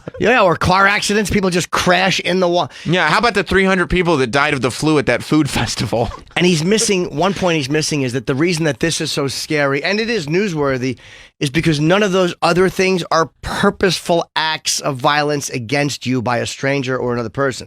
The difference is that's why those are so scary. Yeah. Car accidents happen and they suck, but most times they're not intentional. But guess what? When there's one person driving into a crowd of people, it's huge news. It always is. It is huge news. But when cars get into an accident, you go, we already know that this is a potential. Yeah, and by the way, here's some suicides that got big news. When 5 guys killed themselves on a plane. That was big news. That was suicides. Those were 19 suicides that really caught everyone's attention. That really did grab everybody. Yeah. When you walk into a place with a bomb belt on, that's a suicide that grabs attention. It's a big deal. It's the idea of it being a random act of violence against you by a stranger for no reason. That's the reason it's so frightening. Dude, he just got off the hook for Me Too only months ago. The hell is wrong with this guy? Yeah. Well, he's how do you take somebody, like, he's so beloved, and it seems like he's just doing everything in his power to fight it? I think it was just technically a correct thought. We do probably respond to stuff, but there is a reason for this one. Dude, yeah, look, he's not wrong. He loves statistics. Yeah, and he's more of a stat guy. He is a stat guy, and do you still love him? I mean, you got to. I do too. Right. You got to pass a little gas. I would have him in here. I would like him. No, but I am right about this. And it's like, you have to break down sometimes to physicists, like math guys. Neil, it's not all Dr. Neil. It's not always about being correct statistically. Yeah. There's a degree of emotional intelligence that one must have. Yeah. NDGT, listen. I really can't believe that Trump doubled down. That he went with immigration and then found a tweet from 2018 giving him props and retweeted it. I mean, we as far as radio shows and entertainment shows and all this stuff goes, we do not go hard on Trump at all here. Compared to other shows that are quote unquote entertaining. I'll say that before the audience does. We definitely do not. But how you? Well, when we're going to get killed for saying anything against him, and whenever I defend him, you get killed. People scream at me. Right. You can't win. Right. You're either 100% this way, or you're 100% that way, or you're a wishy-washy fag. Right. But anybody that defends the president 40 minutes ago saying the media has a big responsibility, and then an hour ago saying we cannot let those killed in El Paso, Texas, and Dayton, Ohio die in vain. He thinks that those people shouldn't die in vain, and what they would want in their last dying breaths were for President Trump's immigration reform to pass. That's what they were thinking when a Mexican mother was dying, shielding her newborn from bullets. Like, that happened. Yeah. She's probably thinking to herself, oh, if I get shot here today, hopefully I save my baby and President Trump's immigration reform passes. I hope both those things happen. And he's technically right about the media, and he's technically right about background checks. He could have said that, and then he could have talked about guns. Like, he should have, if he would have covered everything or a few things. If the media is responsible for the shooting, so is his rhetoric. Exactly. Yeah. So you can't take one, right? Like if the media is responsible, so is the fact that he has been embracing this feeling of fighting against and anti. And I mean, the idea that white men are getting their country taken away from them, he's the figurehead of that. Jason in New York is not wrong. What's going on, Jason? Yeah, hey guys. I think about this, and I think about what's different now and from earlier in this country, and I think that the biggest difference is how we worship celebrities like this. And I think that over a lifetime, that kind of culture and environment breeds this kind of sickness in people. I can't exactly explain how, but I mean, it's like, we're obsessed with idolizing people and just putting people above us, and that makes, especially white men who fade into the crowd more than other people, makes you sick over a lifetime. You mean because they're trying, like so many of these guys are clearly trying to get famous and trying to get people, like we always say, they want their picture on the front of the newspaper. They want their manifesto to be published and looked at as like a supervillain. Like they want that message out there. I don't need to read this guy's fucking ramblings. Like, I don't give a fuck what his motives are. I don't give a fuck if he believes that America's being taken over, if he hates Mexicans. It doesn't matter. His motives, his mindset, the mindset of this mentally ill person, of this fucking, to quote Alex Rieger, this broken toilet of a human being. I don't give a fuck. Stop telling me their motives. They're crazy. I don't give a fuck about the motives of if it helps catch them, fine. Yeah, I think the FBI should be looking into the motives. I think the profiler should be looking into the motives. I don't care what he rambled about. I hate Jews. Go fuck yourself. I don't care. Right. So what? Right. You're a lunatic. Yeah. You shot a bunch of people. Maybe that will come out in the trial. Or again, the cops they should just start pumping bullets into these people. Thank you, Jason. But Jason, I mean, that's part of it too. The people want to be famous. It's easier to be famous than ever. And they want to jump on and be a part of that news cycle. Right, so stop telling us their motives. This is where Trump is right about the press. Stop telling us everything they've ever posted on Facebook. I don't give a fuck. I'm not interested. Yeah. Because the underlying mental illness or the fucking, that's all the same. Lanza had this reason, this one had that reason, that one the same thing is they're all just going out and shooting random people. Well, hopefully we can we can deal in reality. We can blame the media and get immigration reform passed. And I hope if the media stops criticizing the president and we can get immigration reform passed, we will probably have no more shootings, I think. Right. That seems right to me, right? Yep. Let's go to Kevin in actually Chris in Texas has been on hold for a long time. What's up, Chris? Hey guys, I first of all love the show. Thanks. I think that all these things that y'all are talking about, they all have a small piece or all have a part to play in this with the desensitizing of violence. And, you can't really point out one thing specifically, except for one thing that Jim keeps, and both of you keep hammering home, is this guy's a sick fuck. Right. That's all there is to it. A lot of people call him a sick fucking puppy. Fuck yeah. Well, yeah, but like I grew up in rural Louisiana. I'm in my 40s. We drove to school. We all hunted. We'd have shotguns and rifles in our vehicles and whatever, and go hunting after school. But if you got in a fight with a guy, nobody that I knew went, "I'm gonna go get my 30-06 and blow your ass away." I mean, it just didn't. I'm not saying it didn't happen, but it in a broad spectrum, but it didn't happen where I lived, and we were around guns all the time. I think the guy that called that said that, about the background check on the assault weapons. That was Jeff, yeah. In general, I think that was... Yes. Oh. That guy was really, really spot on. It's so easy to get one of these guns, and there's just no simple answers here. I appreciate you taking my call. Really don't have much to add to the conversation. It's just that there are no simple answers. No. They're mentally ill people, and you may not, if you're that fucked in the head, you're going to do something. The guns make it easier. But, you can do a lot less, though, without these guns. Thank you, Chris. I totally get what you're saying, but you could do a lot less without these guns. You know what I mean? The thing that you do, your active outrage or whatever, you can do a lot less.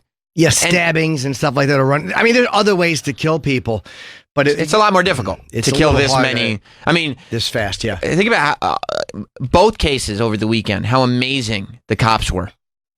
They got both of these guys down before they were able to do it. Way before one of them they killed, and the other they arrested. But I think like in Dayton, I want to say they were like within less than a minute they had the guy killed. Yeah, were the cops just happened to be there? Was that what it was? I think it was a pretty highly populated area, so maybe. Yeah, I think that's why they were there. It's a huge entertainment. They had a lot of cops around normally. Okay, but the cops did an amazing job on both these cases. But yeah, the other thing is they say, well, this is a very complicated issue, and it's true.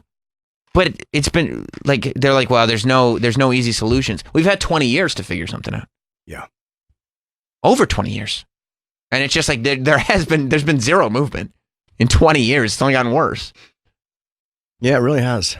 Yeah, I mean, you remember like when Columbine happens and everybody goes, holy shit, we're going to talk about this story forever. This is the craziest thing I've ever seen in my life. Throw out my brand new black trench.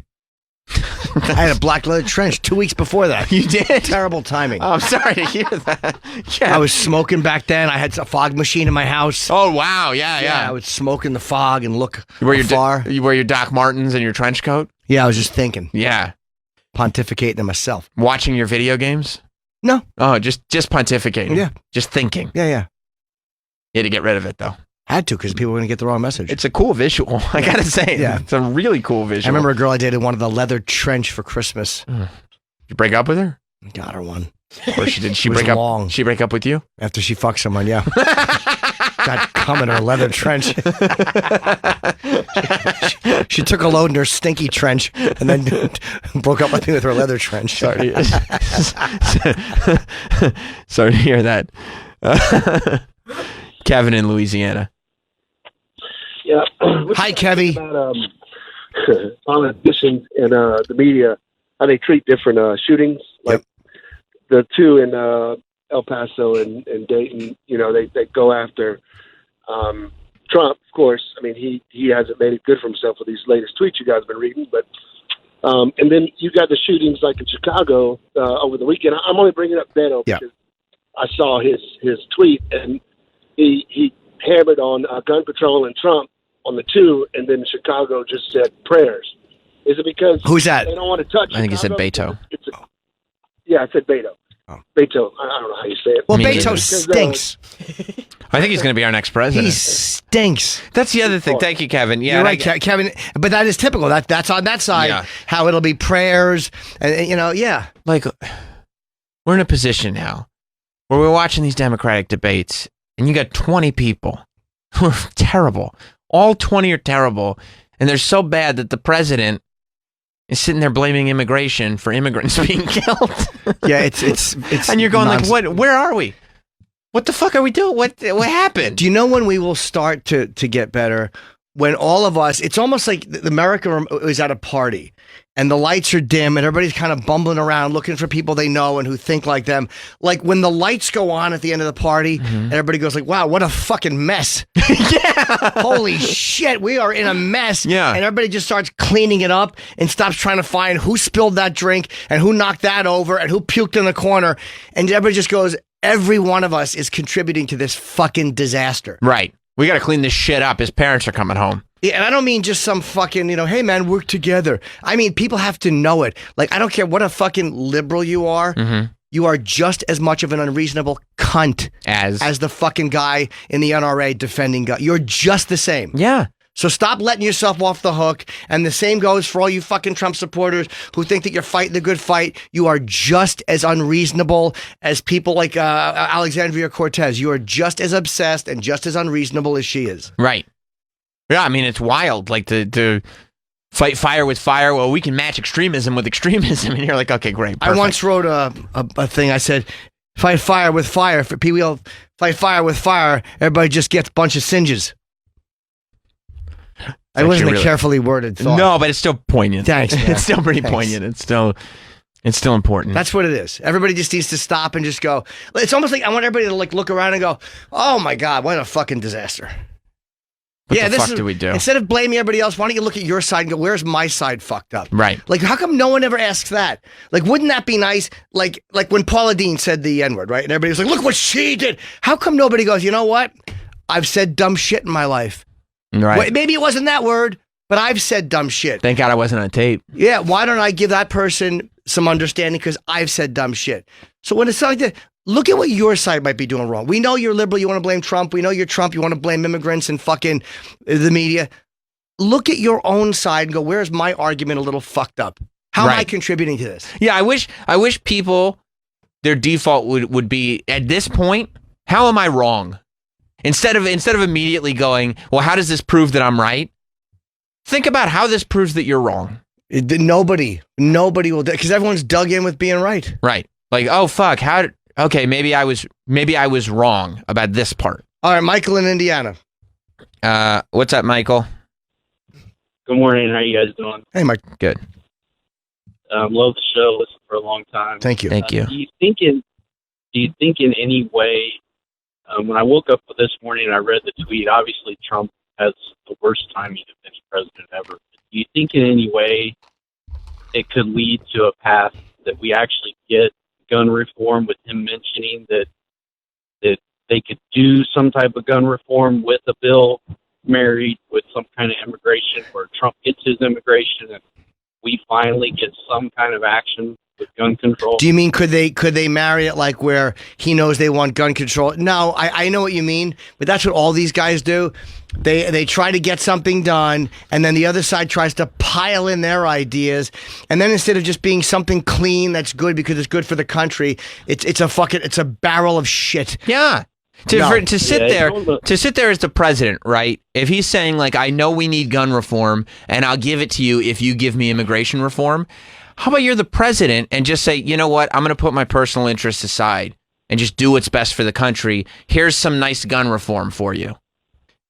Yeah, I agree, and it's a shitty way to get it done, but if it's the way that we get it done, why not go for it? Yeah, I know what you're saying, yeah. If this is the only way we get gun control done, then give Trump his immigration bill, and we finally get some kind of gun control bill.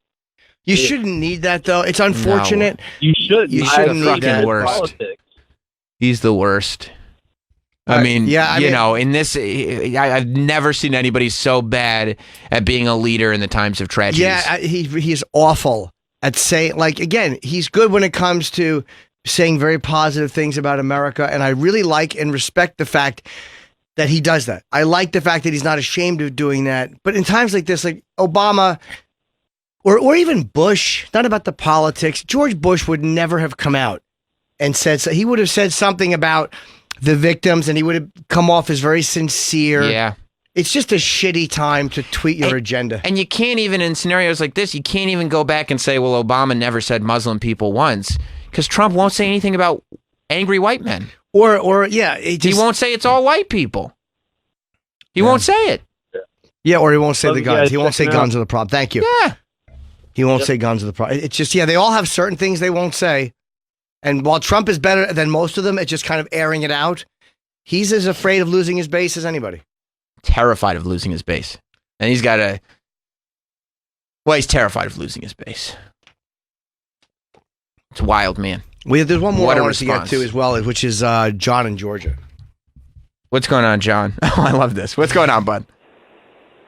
Hi. I just wanted to defend Dr. Tyson a little bit. I knew there was one because Neil deGrasse Tyson, he just took a beating on Twitter after he did. Yes, I mean he was trending all day. People just taking big shits on him nonstop. But why do people? This was funny. Why do people need to get so mad at? Like, I see what he said. I thought it was kind of a dumb thing to say, but like, I don't feel angry about it.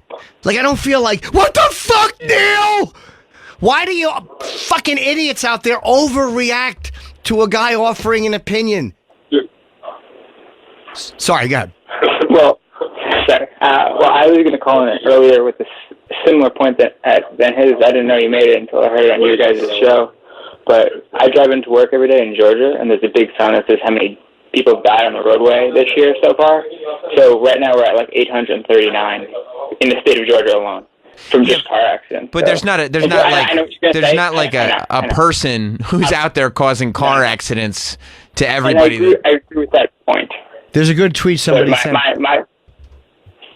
My point was just because just what I work in manufacturing, you always tend for the lowest common denominator. Like, well, what can you make the greatest improvement from with the least amount of work? And if you want to save lives, you can just. John, if I don't want to be in a car accident, I could not drive. If I don't want to be shot, I have to stay in my house and never leave. That's fine. That's a fair point. I'm not arguing that there should be gun reform. I'm not arguing that at all. Thanks, buddy. It's funny how people react. Like there's one good tweet and one shit one. Reactions to Neil Tyson. Okay. One person after Neil Tyson's tweet writes, "Wow, just wow. That makes the shootings okay then. They're innocent dead bodies arriving at the morgues are just statistics. Everything explained then. You're so smart. Fuck you, soulless asshole. This is the most heartless tweet in history of social media. Congratulations, heartless one." That person. Can I tell you something? Sure. You forgot to hit the shift on the one. That's supposed to be an exclamation point. Nice monologue. Nice soliloquy. That is an ass. Now, somebody else tweeted, I thought of a smart response to it, which is, can you go up a little? No, otherwise. There. The tweet was, "We're working to prevent medical errors.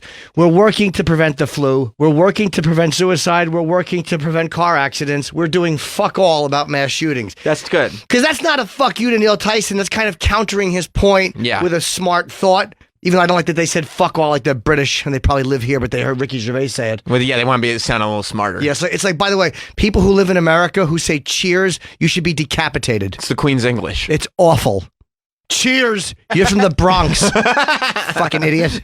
Well, if you're saying cheers with a beverage, though, that's okay. Ricky Gervais can say cheers all day. Right. If I email him, he'll write me back cheers. Do you ever write it on your emails because you want to? Never. That's cultural appropriation. And you won't stand for it. No, and it doesn't bother me when Ricky says it. You know why? Because he's British. Right. When I go into a fucking restaurant and I order something and my waiter's an American kid and he goes, cheers, I want to take my plate and I want to break it across his chin from the side. Well, I feel like we've solved the shooting problem, thankfully. I think we're good now. Yep, all solved. Okay, good. Because this was supposed to be a happy day. Well, yeah, there's also more bad news to report, which we can talk about when we get back. What, another gig? You know, I really resent that. Oh, I'm sorry, I apologize. Implication that my Columbus, Ohio gig this Friday, Saturday at the Funny Bone, literally one of my favorite clubs in the country. Mm-hmm. I will be doing. It's actually an hour from Dayton. That's a terrible tie-in. Why? I'm saying that. But don't tie your comedy gig into the... I'm just saying I'm happy to be going to that area. It's the second time I've had to go someplace after a tragedy. 2 tragedies in 1 week. Yeah, that's tough. That's tough for Ohio. I went to Orlando. Like, I was the first act, That's I think, right. after that woman was shot. The girl was shot and killed in that theater. Oh. And then the Pulse nightclub, and I went like 2 weeks later. Which was a real bummer for you because you wanted to go to the nightclub. I probably would have. Yeah, just check it out. It's supposed to be very nice. But I pointed out how bad I felt for Orlando, that Jim Norton coming is a highlight. That's when you know things are bad. They enjoyed it. Yeah, good. Yeah, but I'll be in Columbus, and then Maryland the week after, the 16th, 17th. I have gigs in September.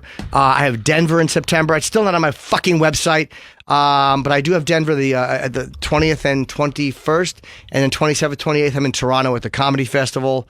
I got the Stress Factory in October. I got Philly. I got a bunch of shit. By the way, real quick before we go to break. Yeah, and I have more plugs. Trump was having a pretty good Twitter weekend before all this happened. You know, because ASAP Rocky got out of jail. And Trump had a really good tweet on Friday. He wrote, "It was a rocky week. Get home ASAP. ASAP." Fuck yeah. He's feeling good. He's feeling cheeky. Fuck yeah. He's feeling fun. Chip Trumperson. ASAP Rocky thanked everybody in a general sense that helped him get out because he's got to be very careful. Yep. He's got to be very careful about who he's thanking. And he still has to get sentenced too. Yeah. I don't know why Trump's so obsessed with him. Maybe it's to get because he likes Kanye. I think because he likes Kanye and he wants to prove that he's not racist. Right, but he's But you know, we could talk about that video we came back to. I don't know what's going to happen with that. Which video? The ASAP Rocky ones. Did we talk about that already or no? I think we have. Okay, we have. We got a bunch of stuff to do, but are you going to mention that the new Chip podcast is up? It wasn't at all. There was a very special guest that came in. Jeffrey Gurian? Big guest. We didn't plan on having him. But that doesn't make it special. It's just a guy wandering in. He was perfect. I bet he was. When you said Jeffrey Gurian did the Chip Show, I was like, yeah, that's perfect. He was perfect. Jeffrey Gurian is like this comedy reporter, I guess. And he loves comedy. He's just been on the scene forever. Yeah, everyone knows him. He's always a picture there of with him. a mic. Got white hair. It's super high up. He's like a white Don King. Yes, he's the nicest guy ever. Yeah, he's a good guy. And he's just such a character. He drives people nuts. Yeah, I was happy when I heard that he was on Chip. I thought he was perfect. No, I was going to say today was supposed to be a very happy day, and it will going forward. We're now moving off of sad stuff and into happy stuff. Because today, Travis, you can go back in the booth. Oh, I'm ready. Today's Stone Cold Day. Yeah. Today. I wanted him canceled. What? I wanted him canceled. Show some RESPICT. Today's Stone Cold Day, and I can't wait to talk to him. We're going to have Stone Cold Steve Austin, just the greatest of all time, in studio. We'll see. Stay tuned. We'll be world. StockX, which is like the biggest sneaker. They have like, millions of users. They're the biggest sneaker auction site. They authenticate sneakers. It's where people go to get. It's where I get mine. There you go. So Yep. limited edition sneakers that are, as guaranteed to be authentic as they can be. Yep. They got hacked, and apparently all their user data information was stolen because on the dark web somebody just posted like, "Hey, for $300, you can have the user data of 6.8 million StockX users." And at first I was like, "What the fuck?" And then I was like, I guess if they know my shoe size, that's okay. Yeah. Just change my password. Should be fine. I'm sure. I don't think I put in my social security or anything like that. It should be okay. But it's one of those things where I guess there's no way of getting around it, but a lot of people were in a panic because they had like screen grabs of stuff on the Silk Road where it was like 6.8, and it's only $300 for 6.8 million users. Yeah, data. that's pretty impressive. And at first I was cheap. like, "Oh, I wonder who's going to get to buy it." And then I went, "Oh, it's data. They just sell it to whoever wants it. They make 1 million copies of it. It's no problem. It's out there now." Why don't you buy it? I don't want it that much. $300. I got 300.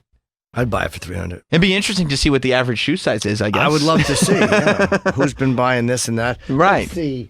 Yeah, let's see. Stone Cold is a wrestler. Okay, you should have known Straight that. up Steve Austin. You should have. Premieres next Monday. I haven't seen it. Of course. Tell us about it. Premieres. Are you practicing? Yeah. It's good to see you. Tell us about your show. I don't want this to go this way. Why? I would hope that you would have practiced before. You just found out about the show just now? He has line beer. Tell us about line beer. It's a beer line. Oh, line beer. Well, it says he has his line beer. That's our prep sheet. I forgot to write of. It's just a typo. You can't just blame Travis. You have to use your brain. So how's your line beer? It says it on the sheet. It says on the sheet. It's not the Bible. It's just Travis's fucking lion beer. Tell the truth. Okay. Oh no. What's up? Stone chili. Oh no. Fuck yeah. Oh no. I think. If I were Jim, right, I would probably just try to steer the entire conversation towards MMA and cut Sam out of it. Yeah. Cain Velasquez did make his pro wrestling debut. Yes, he did. He fucking kicked ass too. Yeah. I didn't see it. He wrestled for a Mexican promotion over the weekend. And is he going to do that full time? I'll ask Steve. How would he know? I'll ask Steve. He knows. I don't know if Steve was watching AAA over the weekend. He might have been. He wore a mask, but that I think was just to respect the heritage of Lucha Libre. So who are some of your early guests, and what will you be discussing? You know who the guests are. It says on the sheet. But you let the guests say it. No, that's a fake interview. That's a bullshit. No, but sometimes you ask something that you know, but you don't. The goal of an interview is not to show off how much I know. It's to let the guests shine. So to say, hey, who are some of your guests? He may talk about, well, we had Trace Atkins in this one, and he was great. He may pick the ones he liked the best and mention them, but or one he has a story about. People want to hear a real interview, like a real conversation. If you're asking him questions you already know the answer to, that's not a real conversation. If you're promoting something, it is sure. You didn't. I'm not saying Who you are set the him guests? up. It says it. I'll tell you who the guests are right now. Trace Atkins. But you ask him. The audience doesn't know that Jim already knows. That's exactly I just told him. But you say that. So who are some of the guests you have? And this way, it lets him describe his guests. And as an interview, he probably wants to talk about his show. Because if we're not going to ask him things we know the answer to, that means we'll ask no questions about the show that we know the answer to. Sal Volcano got on. Yeah, that bothers me. Me too. I feel like I should have wormed my way in. I understand Rob Riggle. Yeah. Gabriel Iglesias. There's some big people there. Trace Atkins, Dale Earnhardt Jr. I don't know who Becky Lynch is. The man. Becky Lynch. Who's that? The WWE Raw Women's Champion. Oh, all right. I get that. Yeah, all she's right. a big star. She's hot. But exactly. But Sal Vulcano, yep. I like him. I like the I do Impractical too. Jokers, but he's just 25% of the Jokers, really. Yeah, but Steve might be a fan of his show. And he's a big wrestling fan. Yeah. So they probably had a relationship ahead of time. But I feel like you and I could have gone on together as a tandem. Not necessary. Just me? It's up to Steve. No, don't leave that up to him. I don't want that. Yeah. I feel like that might not go in my favor. Might. It might. He knows you're a big wrestling fan, too. Jim, you're a lot more famous than me. This could go south for me in a hurry. Yep. And I feel like you know that. Yeah, but on the show, don't they like do something that's kind of related to the guest? Yeah, it's they do it like an activity. So what would they do for you? What do you mean? What would they do for Jim? Just go pick up prostitutes? But more fun than eating child's fish sticks. What do you think people would rather watch? Me and Stone Cold getting a hooker or eating fucking baby food? Yeah, what if I took Stone Cold to Burger King? You don't think they'd want to see him get a Whopper? You think they'd rather see him have a girlfriend experience? Yeah, exactly. They'd much rather watch Steve get blown than see you with a fucking Burger King crown lost in your fro. So you're saying instead of seeing Steve Austin eat a Burger King chicken sandwich for the same time, people would rather see somebody go, "Hi, Stone Cold Daddy." Yeah, they would love to see that. That's the They would love to see Stone Cold reacting. They would love to see that. Yeah, to your women of choice. Absolutely. What the hell is that? How Stone Cold talks. That's a great impression. got it. That goes right up there with James Earl Jones. Thank you. I got to be honest. She has a penis. I would love to see you. It's gonna happen. Bring Steve Austin into the community. I would love to. Yeah. Where is he? He's on his way. On his way. Is he? Oh, he's not in the building yet. He is here. Oh, he's in the building. Be patient. Yeah. He's only the greatest of all time. Let me tell you something. He'll come in when he's ready. He was on. You'll know because all this glass around the studio, it's all gonna break. Yeah. And he's just gonna stomp in. Should I ring the bell of honor when he comes in? No, that's so lame. Stone Cold Steve Chili. Oh, jeez. I hope he stomps a mud hole in your ass. Although I heard it already is a mud hole. What's that? So embarrassing. The bell of honor. Ring the bell of honor for, I guess. No, there's no bell of honor. That's not what we do. Yep, that's getting wrong when he walks in. It's going to give him the wrong idea. Yep, the bell of honor. Shit. Get him I in like here. the things that Jim does to the guests when they walk in. That's only because you know it's going to bother me so much. It Stone won't bother Cold is you. the great. He's the GOAT. I like him a lot. I'm not a wrestling fan. I really like Steve Austin. He's probably my favorite wrestling guest after He's the greatest. After Mick Foley and Bob Backlund. We never had Bob Backlund I'm on. I've talked speculating. to him, but you've never Yeah, interviewed I'm him. speculating that he'd be a great guest. And Stone Cold is a better interview than Bob Backlund. I agree. Now, and I will say, he was on Raw a couple weeks ago for Raw Reunion. Yep. They introduced Ric Flair, nice little pop. They introduced Hulk Hogan, nice little pop. Pick that up before Stone Cold comes in here. Yep. Hold on. Hurry up! He's gonna walk in and see a bottle on the floor. And I don't want him to walk in and see you picking up garbage either. I want you to look good when. Okay. Why not? I'm talking to it. Now, what would you? Now, what would you if he walked in and hit my head with the door when I was picking up? I think that was great. I think that was awesome. Is he coming? Because the BOH is ready to go. No, not the Don't Bell tell of Rob Honor. that he got the wrong clue. Okay. But he got the biggest pop out of all of them. Ric Flair, Hogan, nothing. Bell of Honor, welcome, Stone Cold. He's don't going to go want that. nuts. The place came unglued for Steve Austin. Okay, the greatest of all time. This guy, nobody better. He got in the ring. He started busting open Steve Weisers. He said shit on TV. They had to bleep him. It's great. Well, I'm glad you think that's appropriate. I do. Let me know when he's coming in. I'll film him. One time he got I'm arrested. making a movie. One time he got arrested. You know what he did while his hands were behind his back in handcuffs? What? He flipped everyone off. How awesome is that? I don't go for that. One time he made Mr. McMahon piss his pants because he had a gun to his head. Oh. But when he pulled the trigger, you know what happened? A little flag came out that said bang 316. Rob, you think that's awesome? That's pretty cool. I thought so You'll too. think this is even more awesome. I pissed all over my sweatpants yesterday. Oh, that's great. I'm so glad you told me. I was sitting home and shitting, and I was peeing, and it came out between the seat and the porcelain like a fucking because my dick was sticking out like a baby dick, and I realized I soaked my sweatpants. I was fucking fuming. Did you just sit there shitting with piss wet sweatpants? I was pissing straight out, and it was a really good one too. And then did the Curb theme come on? Wom, bom, Yeah. This is why you always shit naked. Yeah. Hell yeah, son. Everybody shits naked. Wouldn't that be Who's great that? to know that was my Stone Cold? Not good. It didn't work for you? No. Sorry. I don't know, like compared Bill to Clinton. That's better. I'm Stone Cold. I'm here to wrestle. Look. Yep. You need to treat this man with respect. I like him very much. He's the greatest to ever do it. We've been in his house at 316 Gimmick Street together. Yes, we have. Remember we brought him a microphone cable? I don't remember. I do. I let him keep Did you get reimbursed? No, I let him keep it. Okay. I let him keep it. You should ask for your money back now that he's here. How much? Really? How Maybe much I'll did it ask cost him. you? Maybe I'll ask him to share a banana with me, like a real creep, Wrong like a answer. real crumb. Maybe I'll go to my hero and offer to share a banana with him, like a real crumb bum. Yeah, you can have the whole thing. At least I'm not. Actually, I'll share it with you. Yeah, why not? At least I was generous. He's coming. Yeah, you can have my Ew. banana. Actually, I'll share it with you. Hot dog. Have you ever met him? Hot Dog is so excited he got here an hour and a half early. Hot dog must stay in that room. the Yes, he entire can't come in time. here. Yeah.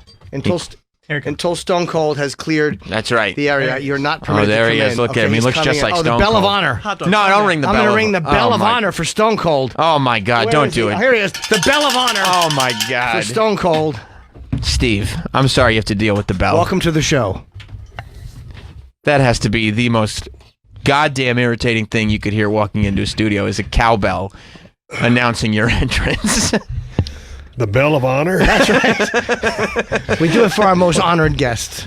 I love the way the Bell of Honor. Yeah. I've never had a Bell of Honor before. I don't know how to feel about this.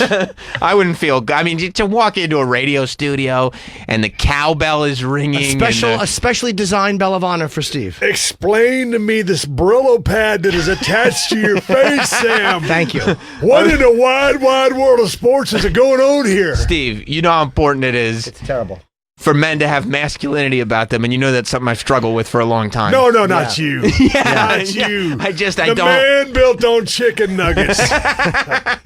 And so I grew this beard because I can grow a beard. Yeah. And that's one of the few masculine things that I can pull off. You know, and as your hair kind of keeps migrating south, That's you right. got this. The other day I was talking to my wife, and I was like, I was fixing to go do some TV stuff. So I'm like, I'm trimming up my nose hairs. I've got hairs in my ears. I'm like, when all this stuff started migrating south, now it's on my back and my ears and my nose. And what the hell happened? What went wrong? It I don't shifts. know, man. It just shifts location. It's a paradigm shift as far as the hair follicles are concerned. Yeah. Does it bother you? Confused. No, it didn't bother me because it was the best thing that ever happened to me. Because that when you got back in pro wrestling back in the day, you had to have long hair because that was kind of like the thing to do. But when I shaved off my head, my hair, I don't want to shave off my head. That would end my life. When I shaved off my that'd be hair, a shame. yeah, it ended up being a much better look for me. So it all worked out. There's a happy ending here, Sam. Yeah, but you have a good head. Like my head is so big and my body is so slight of frame. Yeah. I got nowhere to go, man. No. Don't be so negative. Don't be so hard on yourself, Okay. Sam. Come on, don't beat But he's yourself right. up. He is right. He is right. That's correct. He does have a misshapen head and an awful little body. Now, does that, normally hair being added to the back wouldn't bother you, but when you're a pro wrestler and you're walking around in little trunks all day, now you've got all this body hair that you got to shave all the time. Is that right? Well, since I'm kind of retired, it'll be like I'll be walking around the house without my shirt on, and my wife will look at my back. The hair on my back, it'll get about 3 inches long. It's disturbing. Like those rugs you put in your bathroom? Yeah. It's like my back. And so my wife get the sheep shears out. So it's kind of a thing where we do it like once a quarter. Yeah. Does it I itch see. when it comes back? Does it itch? Do what? Does it itch when it comes back? No, it doesn't itch. And then one time she talked me into going to getting waxed. And man, it lays back there and puts that stuff on and just rips it all, out of your back. I said, nah. I'm like probably one of the toughest human beings to ever walk God's green earth. I was just thinking that. But when some ladies out there pulling their hairs out of my back, I'm tapping. Can you imagine getting your bag waxed?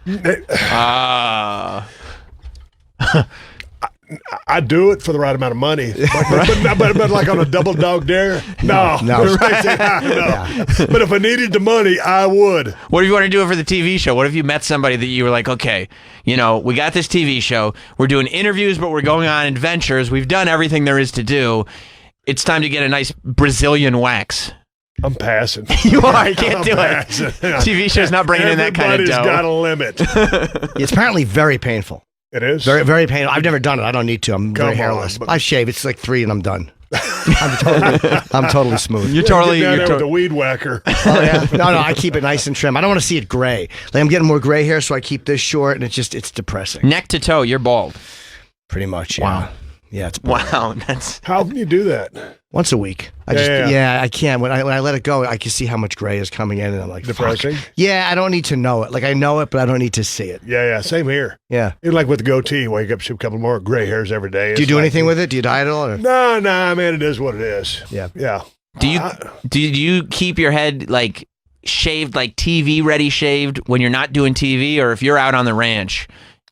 Is there some growth coming in? Oh, man, there's some growth, and I got that horseshoe, and it ain't cool. But every year when I still have my ranch in South Texas, that's when I tell my wife, that's what kind of grow my stuff in like you would. Yeah. And I wouldn't have enough time. It'd be over a 2-month span. I see. But I'd get, pretty good little, turn to a man again, right. know? And then I would keep this with just my my peanut clipper, just so, because when that kind of starts growing in, but, you got the horseshoe, that I would keep that at a certain length, but I'd let this go. I see. And towards the end of deer season, after 2 months of solid growth, I really started feeling a lot more manly. That's why I grew this. You feel more manly. And then, of course, I got to go back to L.A. and do stuff, so I got to shave it off. Right. But now that I've been doing so much TV, like I'll shave about every other day just so I can keep everything nice and tight, because when you start letting all this get out of control, it's easy to keep manicured and looking good if you stay on top of it. So that's what I'm doing. Plus consistency. Using beard butter. I'm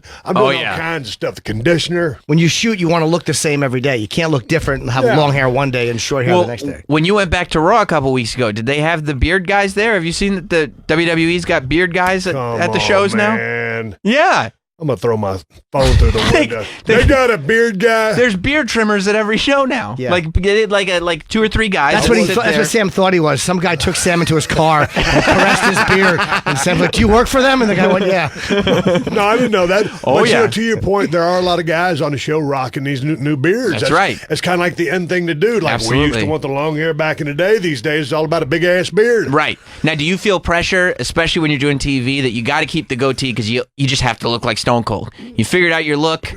You got to keep the look now. It's not about looking like Stone Cold. It just, when you don't have any hair anymore and you've been used to seeing me with a goatee for so long.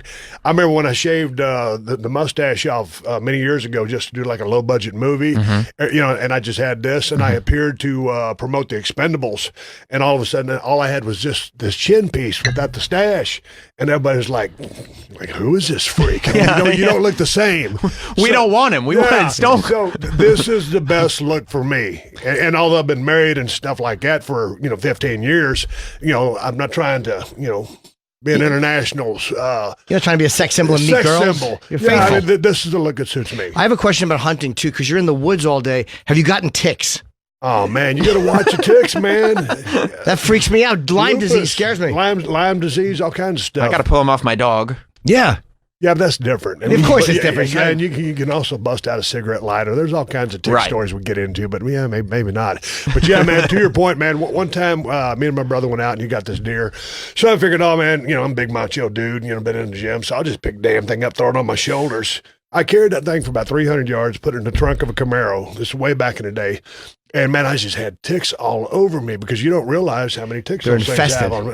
I'm like pulling these things. I bought a flea collar because flea collars also. Oh, you really did? Yeah, I actually did. I wore it. I'm kidding. but sound like half the women I fucked. Well, yeah, I don't carry deer like that anymore. And I'm lucky some idiot wasn't out there and shot the deer while I was carrying them on my shoulder. Right, right. Easy kill. They see me laying there with the deer. Hey, we got the bonus plan. That scares me though, because that messes you up and you don't even know you have it. So I avoid the woods. But hunters, I'm like, how do these guys not get them all the time? Man, when you take a shower, just check your body, and if you see one, feel one, whatever, get that summit off of you. Yeah. Is that what you do? Just pull it, or do you have your own method? Or you burn it, or put Vaseline, I think, right? Yeah, you pull it. Get some tweezers. Make sure you get the little prongs out of there. How did we come here to talk about a show and end up talking about ticks? It's important. Well, it's important. I want to promote the show. Sam didn't want to, but I wanted to ask you. This is one of the things that ticks me off about this show. You see? There you go. There it is. So who are some of your guests? You know who the guests are. No, but I wanted Steve to say it. Work with me here. Yeah.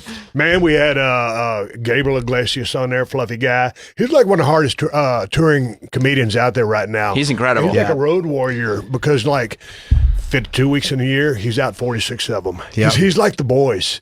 And, he's got this compound in Long Beach, and he built it because he's such a fan. He built this like an exact replica of how WWE would do something.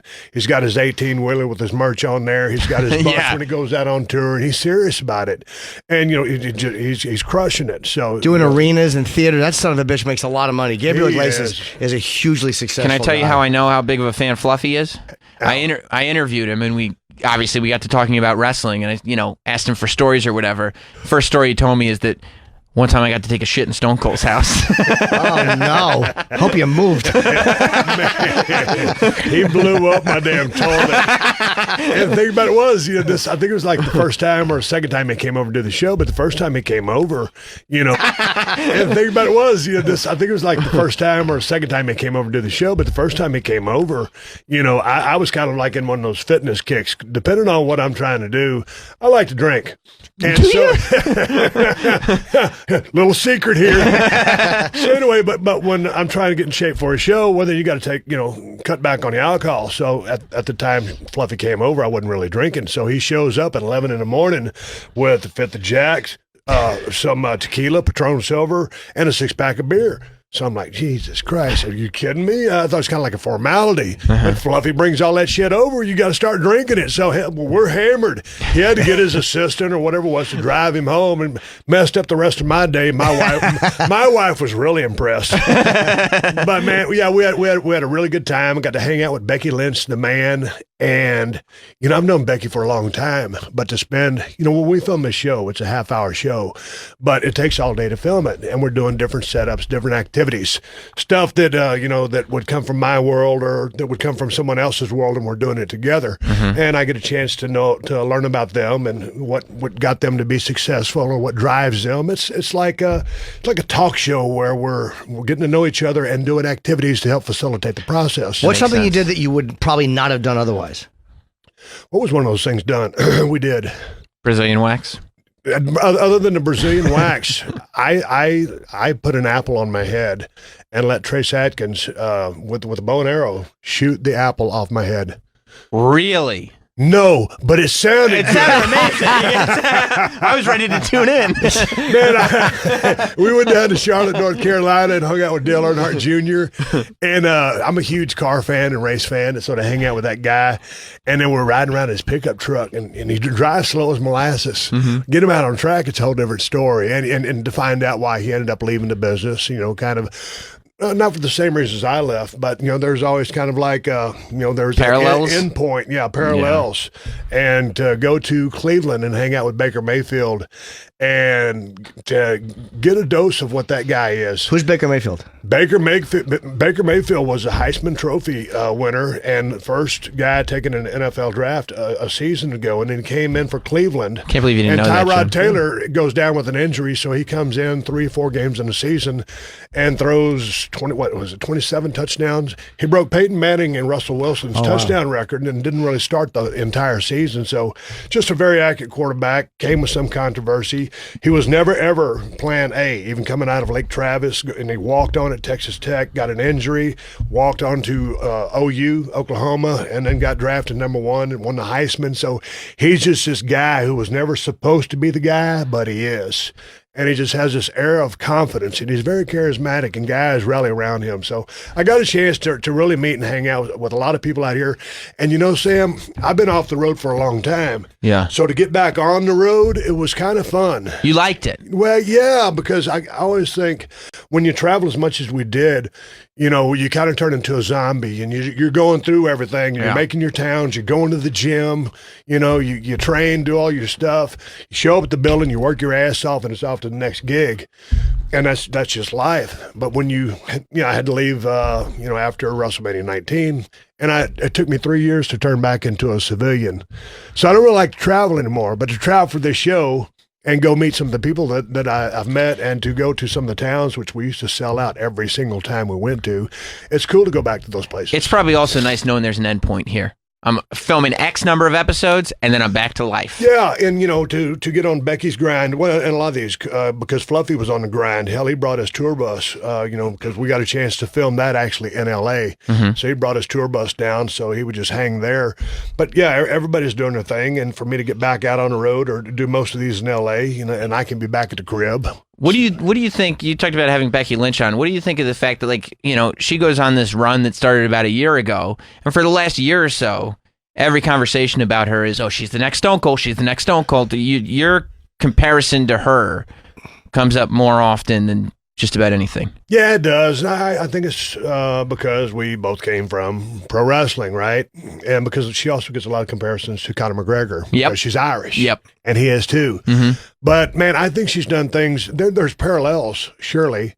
But I think she's kind of one in her own, and she has been on a hot streak. And to come up with that gimmick, and I asked her on the show, I said, "Hey man, when you pitched this, and I don't want to give it away, but I love that gimmick." The man? Oh yeah, Premier. I mean, she's a very talented woman wrestler.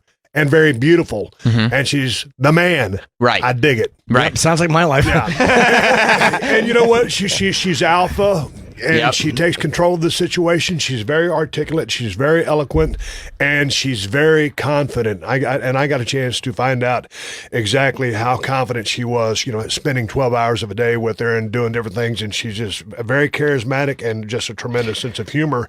And the bottom line is, she's very persistent, very goal-oriented, and she's just relentless as far as her drive. So her success does not surprise me. Do you turn a lot of things down? Because you the shows you do, you're always great on. So it's like you probably get a lot of things that you don't want to do. Do you just do stuff that you think is going to be fun? Man, when I first moved to L.A. many years ago, and this is 3 years after I retired from the business, it took me a long time to come to grips with that. And then I finally said, I had no desire on being an actor, but I said, hey, man, just based on your past, you might want to take your ass out to L.A. And so I started doing some low-budget stuff. And then when I started getting a chance to host with Tough Enough, when they reincarnated it, that's when I kind of fell in love with, the reality aspect of television, and did, Redneck Island and Broken Skull Challenge, and some rocket scientists pulled the plug on that. And then the best shows on TV. Yeah. And then they get approached with this thing, and it sounded like, man, this is cool because I get a chance to be me, talk to people. I've been doing a podcast for 6 years. And that being said, I had a lot to learn because, it's kind of like, it's a version of my podcast, but we're doing activities. And all of a sudden, Sam, you've been to my house. 316 Gimmick Street. And I've got a picture of you and me sitting there. And please tell me it's not hanging up. Of course it is. I signed it for him. but it was just you and me in a room, shooting a breeze, 2 cats. Yeah. And so now all of a sudden you've got 85 people and you're filming a bunch of activities. So there's a lot going on. There's a lot of moving pieces and a lot of moving parts, and there's a lot to learn. And just as far as blocking cameras, this, that, or whatever. So to answer your question, I really just want to do things that I'm interested in. And when they pitched this, I said, man, it sounds like a great idea. And when you go into that first season, you're what's the language parameters on you can say whatever you want. Okay, so, I mean, really, you have a plan, but you're throwing shit on the wall. Okay, what sticks? Well, that's kind of sliding down, but we like it. So it's kind of like this work in progress that you're tweaking. And so hopefully, this first season goes well, and then we can apply as I look at the cuts that they're putting together based on what we did, I can say, okay, and get the beats. And I'm kind of finding myself as that interviewer or that person as compared to like, when you and I talked or whatever, because on a one-on-one thing and all these people with different agendas, different information to cover, there's a lot going on. So hopefully, we find our way, we find our place. People find the channel and they tune in and set their effing DVR. When you go back to a WWE arena, it's the first time in years when you did Raw Reunion a couple weeks ago, I would imagine it's impossible for you to get out of that building without being pitched 100 ways to come back and do something. No, nobody pitched anything. Really? No. And the thing about that day was, it was so fun, man. I was just looking forward to it because it really was. They built it as like a family reunion, and it was. Mm-hmm. And like all the guys showed up, and Flair called me as soon as he got there. And, when he said, hey, man, we're down at the bar. I was waiting all day. I was supposed to do a podcast that day with Booker T, but me and Booker T had our dates crossed up. Uh-huh. He didn't show up till the next day. So anyway, I'm like, I wasted a whole day. And now all of a sudden, Flair's down at the bar at 4:30. And let me clarify, he was down there hanging at the bar. Right. I went down and Flair starts telling stories. I have a couple of cold ones. Mm-hmm. So anyway, but it was great to see all the guys and girls. And I remember going up to the elevator to get my room service and then come back down for one more round. Mm-hmm. Flair was gone. And the door opens on floor number 5 and there's Ron Simmons. And I told this story in that promo as like we both saw each other and Ron is like this beast of a man, right? And we had these giddy smiles on our face, and we just hugged for like 30 seconds. It was the most manly hug in history. and he's like hugging a refrigerator. And so we go back down, and it was such a blast. And when I got out there, for that promo section, it was really weird because in that world, I'm Stone Cold Steve Austin. Right. I'm the toughest SOB, lace up a pair of boots, stomp mud holes in people and walk them dry. Well, when I get the creative, I go in there and have a quick meeting with Vince. Hey, man, you're going to close the show. Did you get a promo? I said, yeah. They gave me a couple of paragraphs with some shit on it. I said, I kind of look a little sappy. And then, I talked to a couple of guys. I ran it by Pritchard. He goes, he goes, well, it's live TV. All you got to do is go out there and, don't, as long as it doesn't suck, the old man will be happy. And I don't work off memory anyway. Right. And the thing about it was there was a lot of moving parts out there. So I'm going out there to thank the people, thank my brothers and sisters being on the road. It's very unstone cold like. Right. And more Steve Austin like, because I do appreciate all my, brothers and sisters. So to go out there in front of that crowd, when I went out there, the roof blew off the place. Well, that's what I was going to ask you. Because you go out, right, and it's not just the roof blowing off the place, but first Ric Flair gets the introduction. Yep. Then Hulk Hogan gets the introduction. Then it's Stone Cold. And I mean, no disrespect to either of those two guys, but your reaction eclipsed either of their reactions. Are you sitting there listening to that going like, holy shit, this is it. I'm number one. Well, man, you live and die by it. Anybody tells you any different, they're lying to you. Mm-hmm. So, man, I was like, God dang, and you're thankful for it because I've been gone a long time. Yeah. So I was very appreciative of it. I go in there, hit some corners, grab those beers, and then when I hit that first turnbuckle and throw my arms up, this ring right here just flies off my hand into the crowd and hits the barricade. And it's laid there on the floor, and I'm on live TV with my hands up in the air, and I'm like, there's my effing ring right there. And I went to the other one. I kept marking my ring. Well, I've known all those camera guys and all the cable guys, sound guys for 25 years. They saw what happened. They picked up my ring because I didn't want a fan to reach over and grab my ring. Think you would have gotten it back forever. Yeah.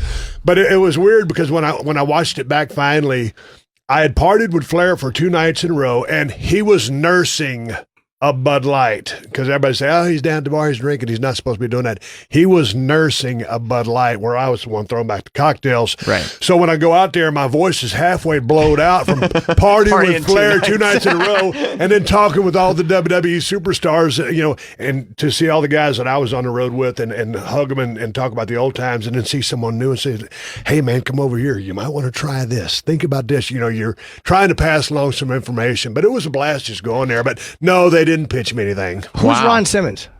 Ron Simmons. Do wrestling Ron fans like my Simmons. questions? No, wrestling fans hate Sam, your questions. You say. Well, Ron Simmons first of all, he's the first WCW black heavyweight champion of the world. Was he an All-American football player? I think he's two-time All-American at Florida State. Yeah, Florida State, and I mean, he's a accolades. In college football, he's a legend. Oh, yeah, and he's legit one of the toughest guys ever. Ron Simmons could come in here and just say the ABCs and make you shit your pants. He has that kind of voice. That energy, he's the nicest guy in the world. But nobody, and everybody knows how tough the Steiner brothers were. You know, they're shooters, they're tough, and they're a little bit out there. Sweethearts. I mean, they're great guys. But nobody messed with Ron Simmons ever. Right. Yeah. And this is, I guess, more for Jim, who doesn't have the encyclopedic wrestling knowledge that some of us do. But I don't know if Jim knows everything that old Stone Cold did in his heyday. What comes to mind when I think of like my favorite things that Stone Cold did to Mr. McMahon was probably the episode where you had Vince McMahon on national television pissing himself. Yeah. Quite literally. You put a gun to his head, he pissed himself, you pulled the trigger, and a little flag came out that said bang 316 while Vince has piss all over his pants. Was there anything that was pitched to you to do in that era where you were like, we can't do this, I'm not doing this?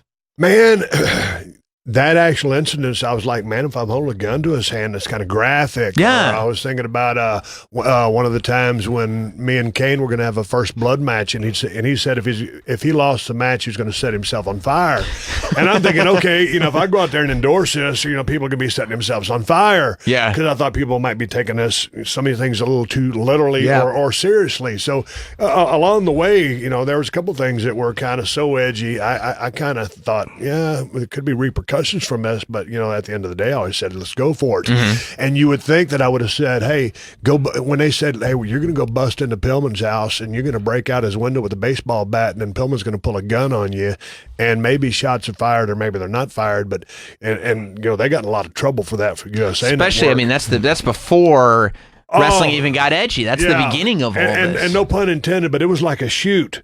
Mm-hmm. And people were like, oh, you crossed the line. And I'll say it's like when you're wrestling, when you cross, a line because of what you are. And that was kind of like being construed as being so real. That's why we crossed the line. Right. But I love that angle. Yeah. I thought it was so great because it felt real. Like all of a sudden you're invested in this thing. I got that damn bullet wound right here.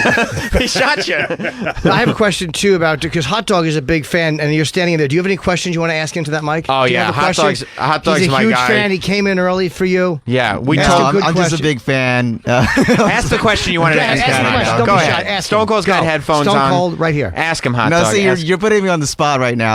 Ask him, I have no Hot questions. Dog. I'm a huge fan. Nice to meet you. Do you want to ask him a question? No, I'll just listen to you guys. That's fine.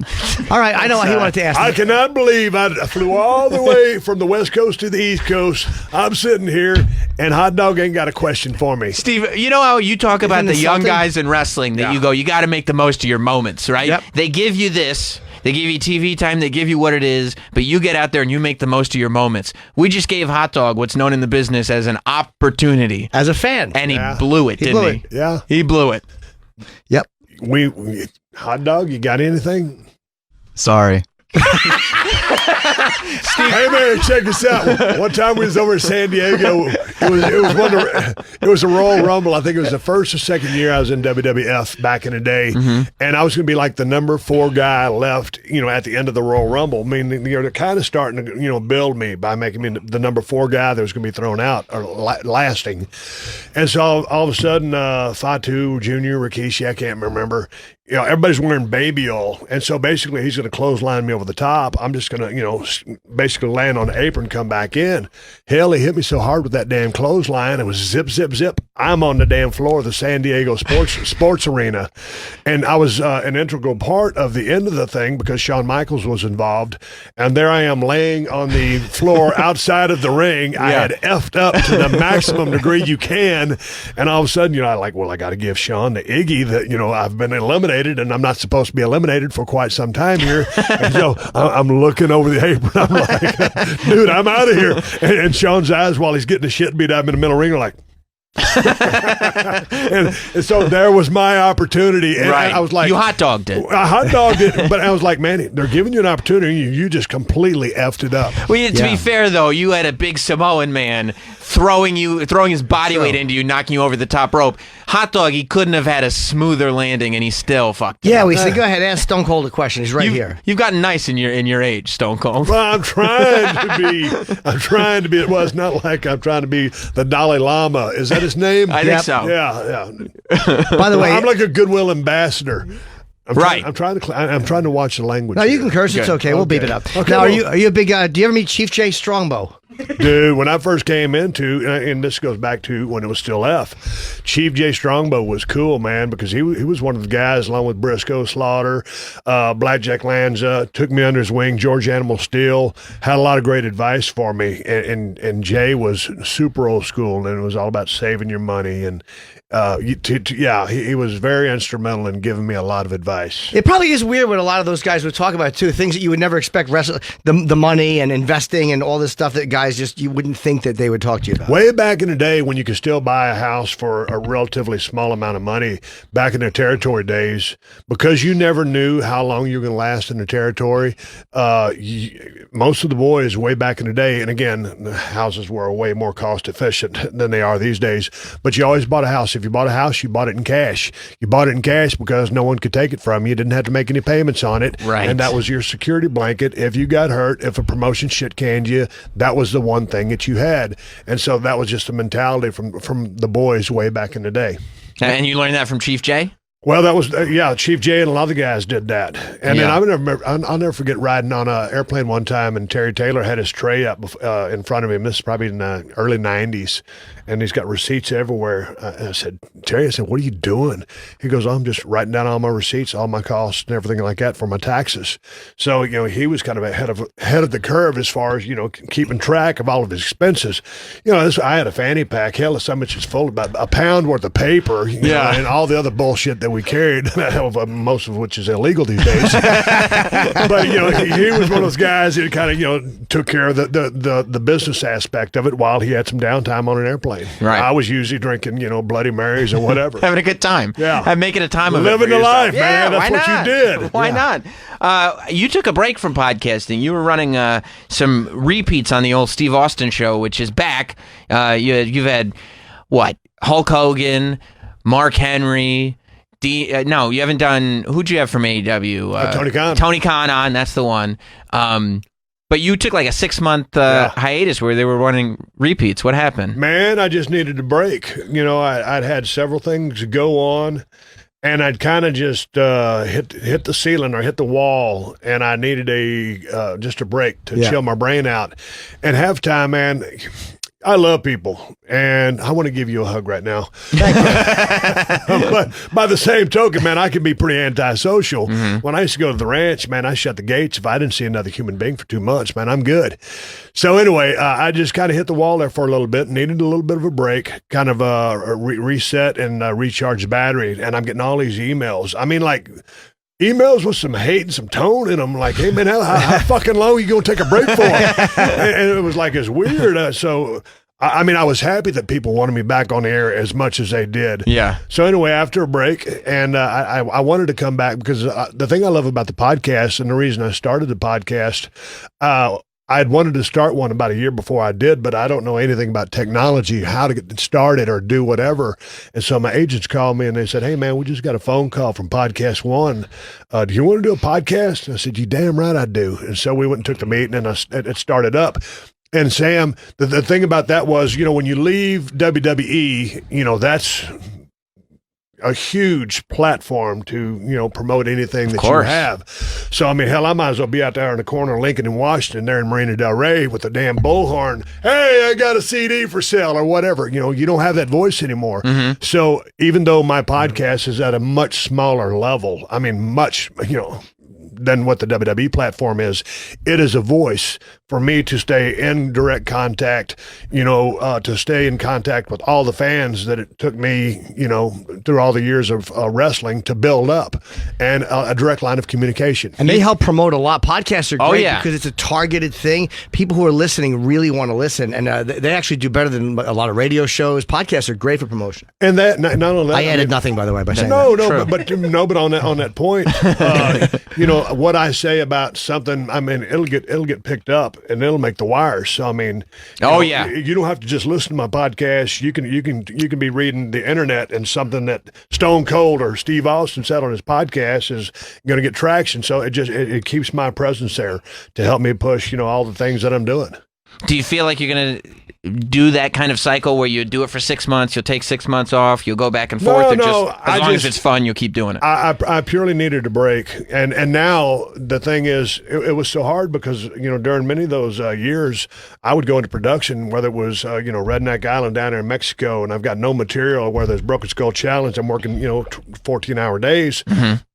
Before you do a podcast, you've got to do some research. Yeah. What might be an hour or an hour and a half show, you might have put 6, 8, 10, 12, whatever kind of prep you put into that show. You ain't got time to do that when you're in production. You're working your ass off. So that was one of the things that kind of led to needing a break. But I'll continue the podcast for quite some time. Do you think you'd be keeping up with wrestling if not for the podcast? Because you talk about the current product all the time. But do you think you'd be watching it on that level if you weren't doing the podcast? Yeah, because, man, I love the business, and I DVR all the shows, and then if someone says, hey, man, check this out because this is a cool angle, or someone comes along with a lot of potential, then I'll kind of see where they're at or what people are saying about them or seeing in them and see if I see those same things. So I would still stay in touch with the business because, I don't know if this sounds... When I came up and I couldn't be, a rock and roll star, being a professional wrestler was my lifelong dream. And I had to ride off into the sunset after, give or take, 13 years, and, gone for a year with a neck injury, gone for 6 or 8 months because I basically said, hey, go F yourself when they wanted me to job out for Brock Lesnar, which I would have been happy to do the job. Had it been a built match in the right time. It was just bad timing. So I wasn't in the business that long when you really think about it. But that's one of my biggest passions in life is professional wrestling. What do you think of Kevin Owens' stunner? Kevin Owens is a wrestler on SmackDown. He's doing the stunner, which is Stone Cold's finisher, as his finisher. That's for the audience, not for you, Jim. He's coming around, a little bit different approach than I got, but I mean, he's coming around, and I'm glad he's using it because I like Kevin Owens. And it was funny, many years ago, I can't remember, I think it was Toronto or some airport somewhere, and he just came up to me and introduced himself to me. I'd never heard of him. He goes, hey, I'm Kevin Steen, and I'm trying to get in business. Well, I am a wrestler, and do you have any advice for me? And he tells a story. I said, yeah, man. I said, you need to learn how to cut a promo. I said, learn how to run your mouth, kid. Easy for me to say. Learn how to run your mouth, kid. Hell, he took it to heart. Yeah. So now he's like an A+ promo. Yeah, he told me, you said never stop talking, and that's why when he's in the ring mid-match, he just talks nonstop. Yeah, but back in the day, he had all these crazy moves that he's doing. I said, man, all the moves, you can only do those, for so long, but you can run your mouth forever. So as long as you have a base, you need your offense, you need your move set, you need to be able to work. He can, as well as anyone, but you've got to have that character to make people believe in you or have something to love or hate about you, and then back it up to sell tickets with words. Well, that's the lesson, isn't it? If anybody can prove that you can run your mouth forever, it's Stone Cold Steve Austin. He's still running his mouth. He's got a podcast, he's got a TV show. But when you go back and look at my moveset, shit, what I did. I flipped people off. I had a stomp in a corner and a big right hand, and that was about it. Yeah, a Luthez press every now and then. Yeah, and a stunner. That's it. Towards the end, I was drinking for a living and wrestling on the side. But it all worked. Did anybody get pissed that you said shit on Raw? I didn't care if they did or not. That was an organic shit. Yeah. Organic shits are the best, aren't they? Sure. And Steve's promoting our Straight Up Steve Austin. It premieres next Monday, August the 12th, 11 o'clock on the USA Network. And, of course, Steve Austin, BSR on Twitter. And you're just a great host. I love watching your stuff. And your arms look even bigger than they were when you were wrestling. My God, you're a giant of a man. Man, I've been standing in the gym and trying to stay consistent. I got in real good shape for my show, but when I went to Tampa, I got to back off the margaritas because now it's going from the arms to the drum. Are we done? Yeah, we're done. Otherwise, Sam's just going to keep complimenting your body. Basically, when Jim was doing that last thing, it's like, hey, you got to get the fuck out of here. No, they're panicking, and Travis is waving, and the fucking he's making the circle thing. They're panicking. Yeah, they're worried we're going to hold you here and keep you for your next interview. We don't care about that. No, we don't. I monopolize all of their time. Hey, just to reiterate before I leave, savage growth right there on the face. Thank Dig you. it. Thank you, Yeah, Steve Austin. Always great seeing the legend, you. the greatest of all time. We're going to take a break. Be right back. We'll be right back. Listen on demand. It was amazing. He's the greatest of all time. Person, I mean. But Hot Dog came in to take a picture, and he recognized Hot Dog. And he said, "Oh, you're the one that just fucked up." I was like, yeah, he is. He did. Yeah, he is. It was funny watching Hot Dog panic. He even had time to think about it. He was like, "Oh, okay, I fucked up," but we gave him like a 30-second buffer to come up with something, and he just came up with nothing, didn't he? I enjoy him a lot. He's such a great guest. Who, Hot Dog? Such a great guest. Yeah. Steve was fine too, but Hot Dog really. Hot Dog, yeah, he really brought it home for us, didn't he? I enjoyed Stone. Do wrestling fans hate when I don't know wrestling things? They do. I mean, you've been a lot more passive aggressive in the past when they start to hate it. At one point in an interview, But I'm never fucking with the wrestlers. I always like them. No. Sometimes you're fucking with the fans, though. Yeah. One time you asked if John Cena was a wrestler. Oh yeah. Yeah. They didn't like that. Yeah. I'm making fun of the fan, but I like the wrestlers they're great interviews because they're always all those guys are good on the mic. You know what I love? That you asked like not some platonically, but not. Sure. Understand. I love Stone Cold, but not sexually. Sure. I love that you'll do something silly like ask about Chief Jay Strongbow. But I know he'll have a good... of course, because he's that generation. Like, of course he will. I have no doubt that he knows him. And old school wrestler stories are always going to be good. Like, of course, I know he's met him, but it's going to be like there's something about it that you don't expect. Did you hear when he said that you and I were both in his house, or did he not say that? Oh, he said you were in his house. Oh, yeah. I mean, that was great. Sure. What? Why are you brushing? Why wouldn't you give it to me? Well, it was. Yeah, he remembers you. I was good. I don't care if he remembers me in his house. I do like him though. He's the greatest. He was fun. Very fun guy to talk to. His show comes out next Monday. It'll be on after Raw. It's on USA. I purposely didn't talk MMA. That was very good. And I wanted to. That was very good of you. Wasn't there a big UFC over the weekend? It was. What's his name? Colby Covington. Colby Covington really beat Robbie Milan. Lawler very, very handily. He's the next guy. Colby Covington's the next guy. Even though he called you a nerd, he doesn't like you. That's fine. Eric and Don Trump Jr. both went. Yeah, he's a big Trump supporter. Yeah, he's a big Trump guy. Trump was tweeting about him. He wears his MAGA hat. Colby Covington does. He didn't like me because we had a great interview with him in here. We had a good time. Yeah. But then he thought I set him up when we had Kamaru Usman in studio. But we really didn't. Right. He said here he didn't care who was around. He promos. I figured he would, he wouldn't give a fuck. Yeah. And I didn't book him. I'm not the producer. You dope. Yeah, relax. However, he's a great fighter, though. Well, plus, it's a lot of it's gimmick, right? I don't care if it is or not. Yeah, he's difficult and he's a bit of an ass to get along with, but he's great, man. People think he can't fight. Colby Covington is fucking great. He's the next guy. I mean, all the smart UFC guys realize that there's a lot of money to be made in pissing people off Absolutely. and fighting. Like, that's, I get it. And he fights well. Like you can hate him all you want, but he fights really well. Yeah. I had a busy weekend, so I was disappointed. I didn't get to do what I wanted to do, which was I didn't see Hobbs and Shaw. Oh, I didn't either. I didn't see the new Fast and the Furious, Rock and Jason Statham, stolen from Vin Diesel movie, Hobbs and Shaw. We were running around being crazy. Who's that? Jason Statham. He's got an accent, Jason Statham. He's not American. I don't know what you're doing. You just added an accent to you. Didn't have it the first time. Hobbs. Do you know that he's Hobbs and Rock is Shaw, or are you not sure? I was just trying to throw everybody off. I see. Okay. He's a spy. No, I'm spying on someone. I see you. I see. Rob, you saw Hobbs and Shaw? I did. Was it as great as I think it was? I loved it. I'm sure it was amazing. It was great. What was your favorite part? Stop. I do a great Jason. No, I know you do. The only reason I ask you to stop doing it is because I forget who my co-host is. That's right. Is it Jim or is it Jason? I don't know. Yeah, there was. It didn't feel like a Fast and Furious movie at all, even though it was like a Fast and Furious Presents. Why didn't it feel no fast cars? There were a couple fast cars. Action? A lot of action. The Rock? The Rock, yep. Over he the was top there. fighting scenes? Yeah, a lot of those. Did they save the world? They did. That sounds like a Fast and the Furious movie. All right, you're right. My bad. That's literally got all the elements of the last couple Fast and the Furious movies. True. But no Vin Diesel. Not gonna lie, he was a little miss. I felt like, I was like, Vin Diesel would have been... Well, because you don't have the ensemble cast, you mean? It's right. It's just Hobbs and Shaw, a.k.a. The Rock and Jason Statham. Because here's the thing that people don't realize about Fast and the Furious. And why It's a movie. Yeah, everybody realizes okay. that. Yeah, that was the bad guess.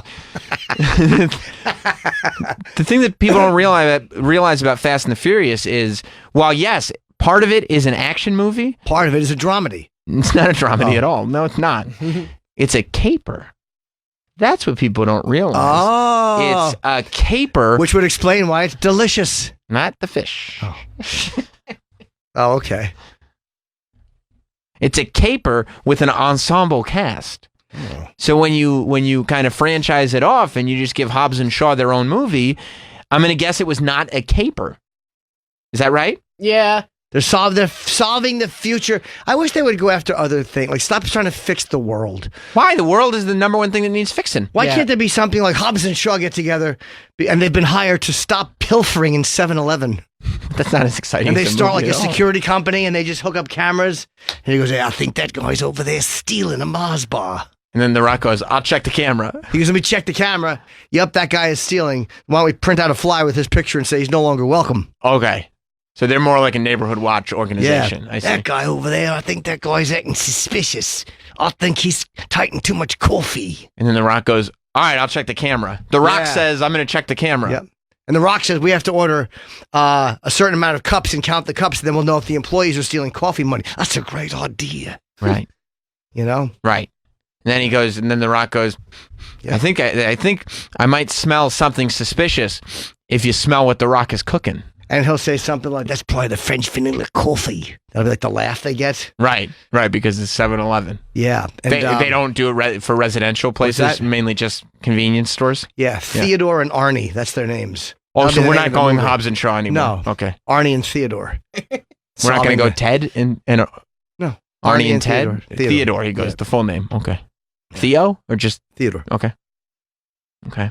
So it's Arnie and Theodore's. And they're trying to figure out why people, it's just how to slow down pilfering at 7-Eleven. Now, let me ask you this. Do people ever get pissed off because they install security cameras? They're not supposed to be watching them. They're just supposed to install Well, them. they'll also walk around the store. Like each one of them will go in undercover. Are they part of the Guardian Angels? No. They'll just walk around. Okay. And you'll see like Jason Statham talking and going, there's someone over there in aisle 3 eyeing up the Funyuns. Right. And then what is the person just... We're in Rocks in aisle 2 because there's only 2 aisles.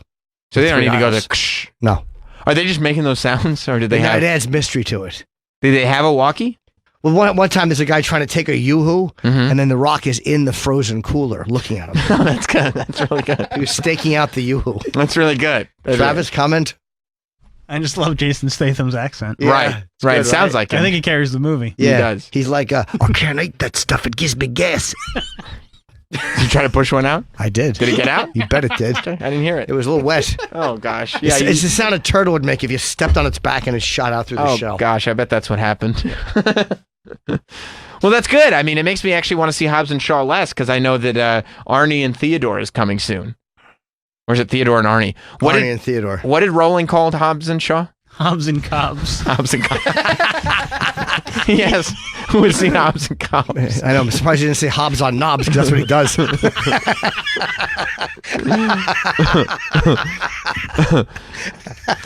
Rob, do you think Hobbs and Cobbs is essential viewing?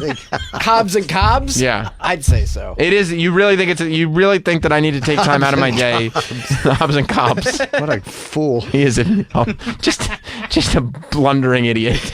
You think I should take time out of my day and go to a movie theater and see Hobbs and Shaw? I mean, it was just fun. A lot of fun. A lot of fun. I got jealous when I saw you with your kids' meal. Yeah. Sitting in the theater. Rob likes to eat on a budget, and so he gets a kids' meal of a child's popcorn and soda pop. That's right. And then you get the candy, right? But then you're like, hey, can I upgrade for $1? Then you get Well, that's probably the best way to eat, though, just because $8. It's also a little less fattening. A popcorn, so it's also not enough. It's a child size. It's meant for a child. Yeah. Yay. You get a small popcorn, a medium cherry Coke. Snack of champions. You're done with the kids' meal before the previews. Of course you are. Then you don't get Twizzlers. You can purchase Twizzlers on the side. Yeah, purchase Twizzlers. Just don't pill for them. Yeah, you can just steal them from 7-Eleven. Yeah. Hey, what if I just? I'm gonna pill for these Twizzlers. No problem. Hey, Rob. Good news. See those Twizzlers? Yeah. I got a 5-finger discount. Fat girl aisle 4. Fat girl aisle 4. Eating fig Newtons. You open up the box. Yeah. She's eating them right out of the sleeve. And then they're watching her because she might leave the store without and they paying have to for testify in court. Observe the defendant eating fig Newtons. They go to trial over a stolen sleeve of fig Newtons. Sure, that's a sequel. I mean, it's only it's less than $2 worth of stolen merchandise. Why would they go to a trial for that? To set an example. Oh, I see. Yep. Pitch the idea. I'd watch that. Yep. Of course you would. But Arnie, or Theodore and Arnold, or Arnie and Theodore. And Arnie they're and Theodore. stopping pilfering from a 7-Eleven. Starring Jason Statham in The Rock. I see. But they'd have to call probably not 7-Eleven because you can't use the name of a store. So what do they call it? They have to make up Quick Stop. Yeah, no, they have to make a store up this way. No one can say that they're using our name. Something like, how about Country Convenience Store Outlet? What would it be an outlet? That's just the name of the store. People are stealing from the Country Convenience Store Outlet. It's so many words. Yep, it is. Outlet. Yep. Country, and every word is multiple syllables. It's just so much. It is, and there's no way to stop this bit from bombing. It's bombing. I'll tell you one thing we can do. End Jim, the show. Why don't you tell them where you're going to be? I'm going to be, the new Chip podcast is up with the very great Jeffrey Gurian makes a surprise appearance. Anthony. Oh, I'm going to be on Anthony's show today. He's celebrating his 5-year anniversary. Hey. I think it's going to be free for everyone. So there's going to be some people going in to say hi to Ant, but I'll be there for most of the show to help Anthony celebrate his 5 years of live from the compound. His network is doing well, so if you want to hear me there. And I'll be in Columbus this weekend and Maryland the weekend after this. I ran down some of my favorite clips of Quentin Tarantino fighting with the reporters with Hot Dog on the YouTube show Why would he Sam fight with Roberts Hot Now. Dog? Oh, I see. Okay. I thought Quentin Tarantino was fighting with Hot Dog. No. And I also did a sneaker show with our old intern Reed. So if you want to see what either of the boys are up to. How was that? It was great. Not Sam on YouTube for all those shows coming out of the Not Sam studio. And we're going to see you all right Mañana. Here. That's Espanol for tomorrow. Yep. Goodbye, everybody. Goodbye. Adios.